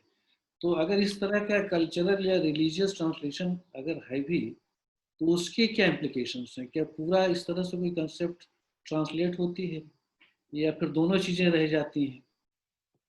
और जायसी आदित्य बहल के उस लेख से और उस पूरी व्याख्या से मैं वाकिफ हूँ जी। वो अखरावट पर तो लागू हो सकती है, आखिरी कलाम पर तो बात लागू हो सकती है, अखरावट पे खास करके, क्योंकि वहां नारद का जो चित्रण है वो इब्लीस से बहुत मिलता जुलता है। और वो बिल्कुल सही भी है, क्योंकि इस्लामी माइथोलॉजी के जानकार इस बात को जानते हैं कि इब्लीस मूलतः है अल्लाह को सर्वाधिक प्यार करने वाला और अल्लाह का सर्वाधिक प्यारा फरिश्ता था। और अल्लाह उससे नाराज इसलिए हुए कि जब अल्लाह ने आदम की रचना की तो सभी फरिश्तों से कहा कि आदम को सजदा करो। सबने सजदा किया, इब्लीस ने इनकार कर दिया, क्योंकि इब्लीस को इस बात पर क्रोध आया कि सबसे प्रिय तो मैं था, भी ये कहां से पैदा हो गया। तो इब्लीस नाराज हो गया और उसने कहा कि मैं सजदा नहीं करूंगा। तो इब्लीस को बहिश्त से निकाल दिया गया और इब्लीस ने फिर ये तय किया कि वो आदम को कदम कदम पर बहकाएगा, भड़काएगा और अल्लाह के खिलाफ हरकतें करवाएगा। नारद के साथ आप तुलना करें तो नारद इब्लीस जैसे कैरेक्टर नहीं है, लेकिन नारद भगवान के सबसे प्रिय पात्र हैं और नारद भी कहने को वैकुंठ में रहते हैं, वैसे तीनों लोक में घूमते रहते हैं। और आप देखेंगे कि अखरावट में नारद और इब्लीस में एक तरह की, क्या कहें उसको, एक तरह का तारतम्य जैसा बैठता कई जगह दिखाई देता है। कई जगह जायसी नारद शब्द का प्रयोग कर रहे हैं, लेकिन उनके दिमाग में कहीं ना कहीं इब्लीस है। कई जगह इब्लीस का प्रयोग कर रहे हैं, कहीं ना कहीं दिमाग में नारद है। पद्मावत के प्रसंग में जो बात आदित्य बहल कह रहे हैं वो असल में वही बात है जो मुजीब रिजवी ने भी कही है। मुजीब रिजवी, संयुक्त मुजीब रिजवी की किताब का परिचय मैंने ही लिखा है, क्योंकि जब किताब मुझे उन्होंने अनुषा ने और महमूद फारूकी ने दी और मैंने पढ़ी, तो मैंने कहा कि किताब अभी तक क्यों नहीं छपी थी, तुरंत छपनी चाहिए। फिर वो मैंने उसकी भूमिका लिखी है छोटी सी और राजकमल से वो छपी है। लेकिन मैं इस बात से सहमत नहीं। मैं ये नहीं मानता कि जायसी इस्लामी फिलॉसफी या इस्लामी परंपराओं का भारतीय या हिंदी या हिंदू उसमें अनुवाद कर रहे हैं। मैं इसी तरह ये भी नहीं मानता कि कबीर दास अद्वैतवाद का कविता में अनुवाद कर, और मैं ये भी नहीं मानता कि तुलसीदास विशिष्ट अद्वैत का कविता में अनुवाद कर, और ठीक इसी तरह मैं ये भी नहीं मानता कि मुक्तिबोध मार्क्सवाद का कविता में अनुवाद कर। अगर कोई कविता केवल किसी वैचारिक प्रस्ताव का या प्रस्थान का अनुवाद होगी तो बहुत करके वो निहायत घटिया कविता होगी, और पद्मावत घटिया कविता तो नहीं। जी। तो मेरे ख्याल से ज़्यादातर सवालों को यथावत नहीं, लेकिन उसका जो सार था वो मैंने पूछ लिया और बहुत सारी बातें बिना पूछे। नहीं, इसमें एक राजकुमार जी, एक यहाँ दूसरा सवाल आया है, एक सवाल आया है, इस पर मैं जरूर बात करना चाहता हूँ क्योंकि ये बड़ा रोचक सवाल है। ये कई साथी जो हैं कि प्रासंगिकता वाला नहीं, वो इब्लीस पद्मावत की प्रासंगिकता की दृष्टि से, यानी प्रासंगिकता का मतलब कहीं ये तो नहीं है कि उसे पैम्फलेट की तरह इस्तेमाल किया जा सकता है। अभी तक आपने क्या बोला? उस अर्थ में देखा जाए तो पद्मावत की कोई प्रासंगिकता नहीं, उससे अलग कुछ तो नहीं बोला। उसका पैम्फलेट बना के आपको बांटना हो, नहीं मैं बता रहा हूँ, यानी ये सवाल मुझे थोड़ा सा मजेदार लगता है। पद्मावत की क्या प्रासंगिकता है, यानी किसी पॉलिटिकल पार्टी का पैम्फलेट बनने के लिहाज से तो कोई प्रासंगिकता नहीं है। और भगवान की कृपा है कि नहीं है, या इसी का सौभाग्य के नहीं है। लेकिन अगर जो भी मित्रों ने जिन भी मित्रों ने ये सवाल पूछा है, नहीं कोई बात नहीं, बहुत जायज सवाल है, स्वाभाविक सवाल है, इसको उस तरह ना लें। देखिए, साहित्य, किसी भी श्रेष्ठ साहित्य की या कला की प्रासंगिकता ये होती है कि वो आपको बेहतर इंसान बनाती है।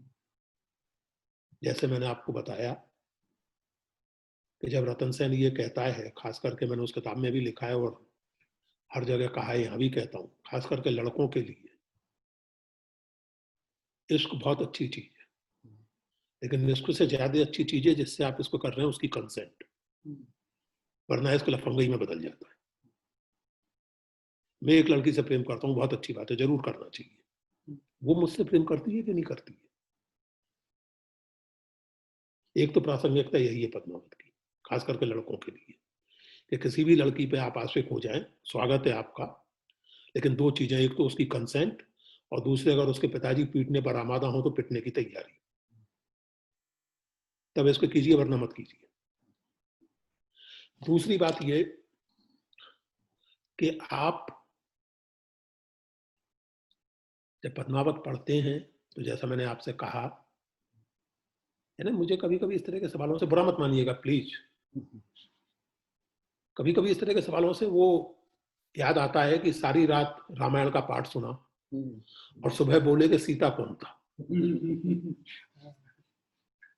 भाई, जब हम कह रहे हैं कि मैंने उस किताब में लिखा है और मैं सचमुच आपसे कह रहा हूं, मैं तो भाग्यवान हूं, आशाएं आप लोग भी होंगे, जीवन में पद्मावती मिले या ना मिले, रतन सेन मिले या ना मिले, हर मनुष्य के जीवन में एक हीरामन होना चाहिए। मेरे जीवन में पद्मावती हो ना हो कोई फर्क नहीं पड़ता, ठीक है, बहुतों के जीवन में नहीं होती। मेरे जीवन में रतन सेन होना हो कोई फर्क नहीं पड़ता, बहुतों के जीवन में नहीं होता। हीरामन नहीं हो तो फर्क पड़ता है, क्योंकि वो मित्र है जिससे आप अपने मन का सब कुछ कह सकते हैं और वो आपका कोई लाभ नहीं उठाएगा, बल्कि आपके लिए जान देने को तैयार रहेगा। और हीरामन की दृष्टि से देखें तो उसको ऐसा कुछ पद्मावती ने दे दिया है कि मेरा हरापन उसका दिया हुआ है, मेरा लालपन उसका दिया हुआ है, जीवन भर उसे याद रखूंगा और मरते समय भी उसकी याद को साथ लेके जाऊं। यार, जो रचना आपको मित्रता के ऐसे पवित्र कर देने वाले अनुभव से गुजारती हो, उसकी और क्या प्रासंगिकता चाहिए।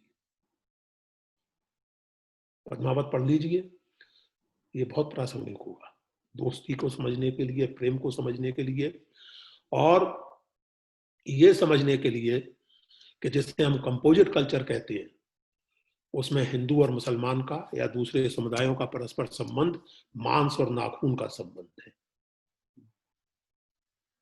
आप हिंदुस्तान की कल्चर से इस्लाम को खींच कर नहीं फेंक सकते, फेंकेंगे तो अपने आप को घायल करेंगे। उसी तरह हिंदुस्तानी इस्लाम से आप हिंदू परंपरा को खींच के नहीं फेंक सकते, फेंकेंगे तो आप इस्लाम को ही घायल करेंगे।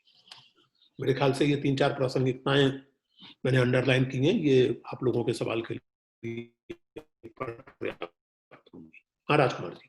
तो मेरा ख्याल है कि जितने सवाल हो सकते थे और जितने कोणों से हो सकते थे वो सारे हम लोगों ने पूरे कर लिए, लेकिन एक बार मैं पूछ लूं कि अगर इसके बाद भी किसी के मन में कुछ ऐसा सवाल हो जो उसको लगता है कि वो बात नहीं आई या उस पर उसको पूछना बहुत जरूरी है, तो इस आपके साथ जो बैठे उनके मन में है सवाल? अच्छा, हाँ हाँ पूछिए। ये लग रहा है कि उनके मन में कुछ सवाल है। हाँ पूछिए। क्या नाम है आपका? नवीन प्रकाश सिंह नाम है मेरा। मैं सर के साथ रिसर्च करता हूँ। आपकी आवाज नहीं आ रही। मेरा नाम क्या है आपका? नवीन प्रकाश सिंह। नवीन सिंह, हाँ बताइए नवीन। हाँ, तो वो मैं सर रिसर्च करता हूँ।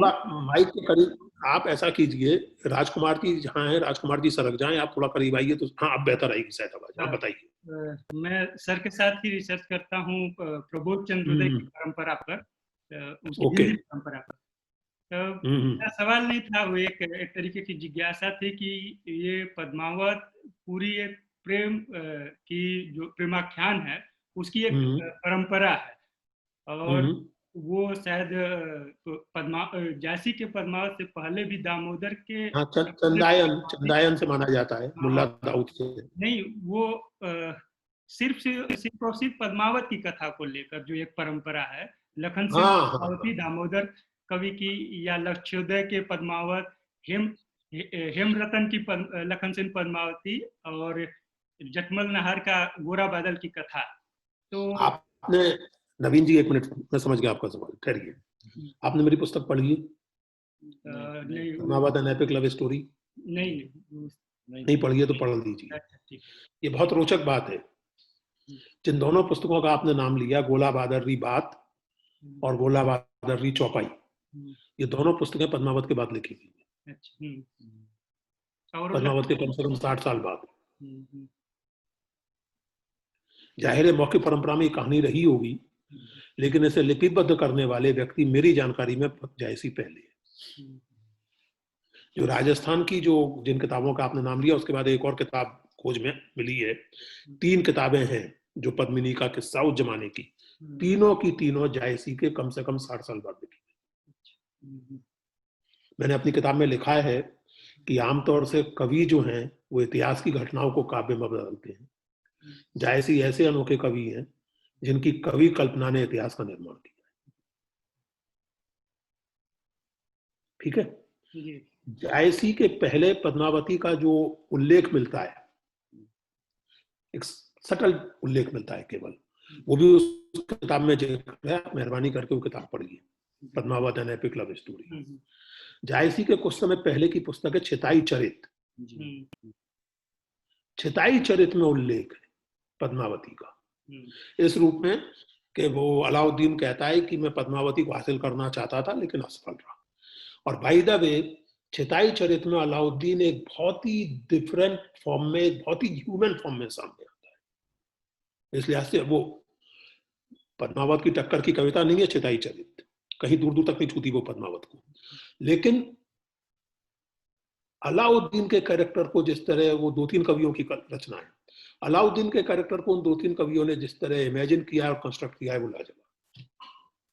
वो छिताई चरित्र पर भी मुझे काम करना है। राजकुमार जी हैं, आप ही में से कोई करे उस पर काम। आप लोग तो यूनिवर्सिटी सिस्टम से जुड़े हुए हैं, बहुत अच्छा रहेगा आप छिताई चरित्र को प्रकाशित कीजिए जी। किसी से करवाइए उस पर काम। मुझे तो उस पर लिखना ही है, मैं कभी ना कभी लिखूंगा ही छिताई चरित्र। लेकिन ये ध्यान से निकाल दीजिए कि ये जटमल नाहर और हेमरतन की रचनाएं पहले की है, दोनों की दोनों बात की। तो मेरा ख्याल है कि प्रश्न भी ज्यादातर पूरे हो गए हैं। वैसे अब आपके व्याख्यान में तो फिर वो प्रश्न का कोई अंत होने वाला नहीं है, मैं जानता हूँ। और प्रमोद तिवारी वाले व्याख्यान की बराबरी तो हम लोग अभी नहीं कर पाए, लेकिन उसके आसपास पहुंच गए। 2 घंटे से ऊपर तो हम लोगों ने भी पूरा कर लिया। हाँ, मैं जानता हूँ। पद्मावत का मामला यही है मेरे साथ। आई एम सॉरी, मैंने इतना समय ले लिया, मैं माफी चाहता हूँ। आपने पूरा किया, ये नहीं कि दूसरे लोग चाहते थे कि आप बीच में उसको छोड़ दें या रोक दें। सभी लोग चाह रहे थे कि नहीं, ये सिलसिला चलता रहे। और अगर किसी को सुनने वाले ये इच्छा करें कि वक्ता और भी बोलता रहे, तो इससे बड़ी बात क्या हो सकती है, इससे बड़ा कॉम्प्लीमेंट क्या हो सकता है। धन्यवाद आप लोग। तो मैं आखिर में प्रोफेसर पुरुषोत्तम अग्रवाल जी को इतना महत्वपूर्ण और ज्ञानवर्धक व्याख्यान देने के लिए धन्यवाद देता हूँ। साथ ही साथ मैं आपको बता दूं कि पेरिस से प्रोफेसर नलिनी दलवाई आपके व्याख्यान के लिए जुड़ी थी और पूरे व्याख्यान के दौरान आवाज नहीं आ रही आपकी, फिर से बोलिए ये बात। अब मैं ये पेरिस से प्रोफेसर नलिनी दलवाई आपके व्याख्यान के लिए जुड़ी, पहले से उनकी उत्सुकता थी और पूरे समय उन्होंने सुना। बहुत अच्छा लगा। मोहनकांत गौतम जी नीदरलैंड से आपके व्याख्यान के लिए जुड़े हुए थे। और सार्थक सिंह जो एक तरह से अमेरिका में है लेकिन है मूलतः दिल्ली के, और हरिहर निवास द्विवेदी के पुस्तकों पर के आधार पर मध्य प्रदेश के आर्काइवल वर्क, शिलालेख और इस तरह के जो लेख है उस पर काम कर रहे हैं, बहुत महत्वपूर्ण। कहाँ पर है ये सार्थक सिंह? ये अमेरिका के एक यूनिवर्सिटी में है। इनका मुझे आप संपर्क दे सकते हैं? हाँ, दे दूंगा। इनका ईमेल आईडी और फोन मुझे भेज दीजिएगा। ठीक है। इनका ईमेल है, क्योंकि हरिहर निवास द्विवेदी में मेरी भी काफी दिलचस्पी है। मैंने इस किताब में भी उनका उल्लेख किया है और उनके काम पर कुछ मैं भी कुछ करना चाहता हूँ। और मुझे ये सूचना देते हुए अच्छा लग रहा है कि ग्वालियर में हमारे मित्र हैं जयंत तोमर, तो उनकी पहल पर हरिहर निवास द्विवेदी व्याख्यान माला की शुरुआत हुई थी। सुझाव मैंने दिया था कि इतने बड़े स्कॉलर थे, हमें कुछ करना चाहिए, तो उन्होंने व्याख्यान माला की शुरुआत की थी।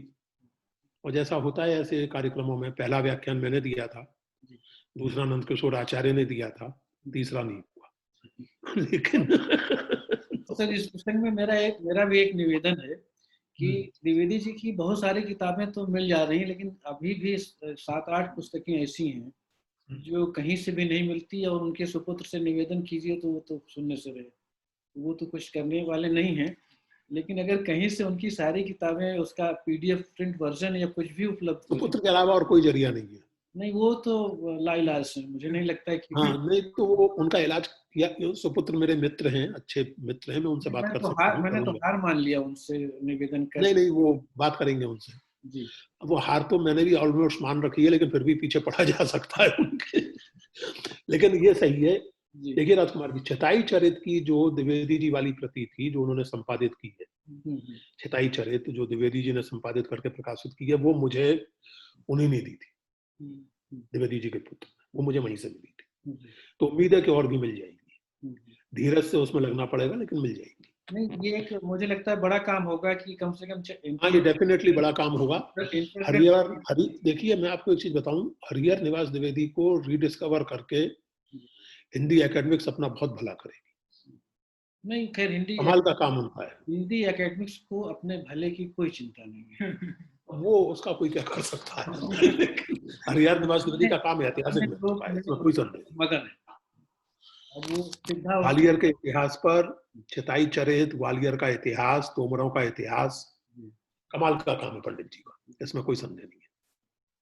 तो मैं कह रहा था कि बहुत सारे लोग आपके व्याख्यान के लिए जुड़े हुए थे, उन सब के प्रति मैं अपना धन्यवाद तो ज्ञापित करता ही हूँ, लेकिन सुमन जी, ऋतिक और रितंभरा के प्रति भी मैं अपना धन्यवाद ज्ञापित करता हूँ कि ये तीनों लोग भी आपको सुनने के लिए जुड़े थे। यद्यपि वो हमेशा ही आप ये तो होंगे, लेकिन इनकी तो मजबूरी है, तो सुनते ही रहते हैं।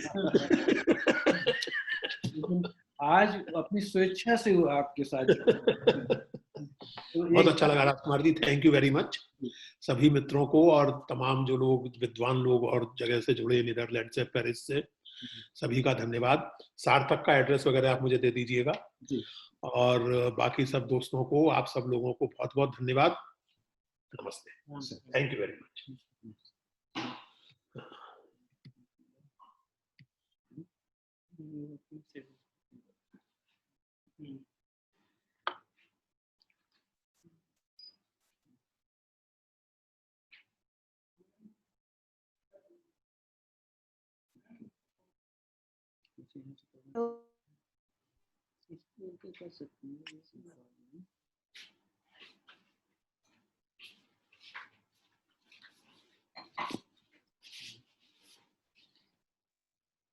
Recording start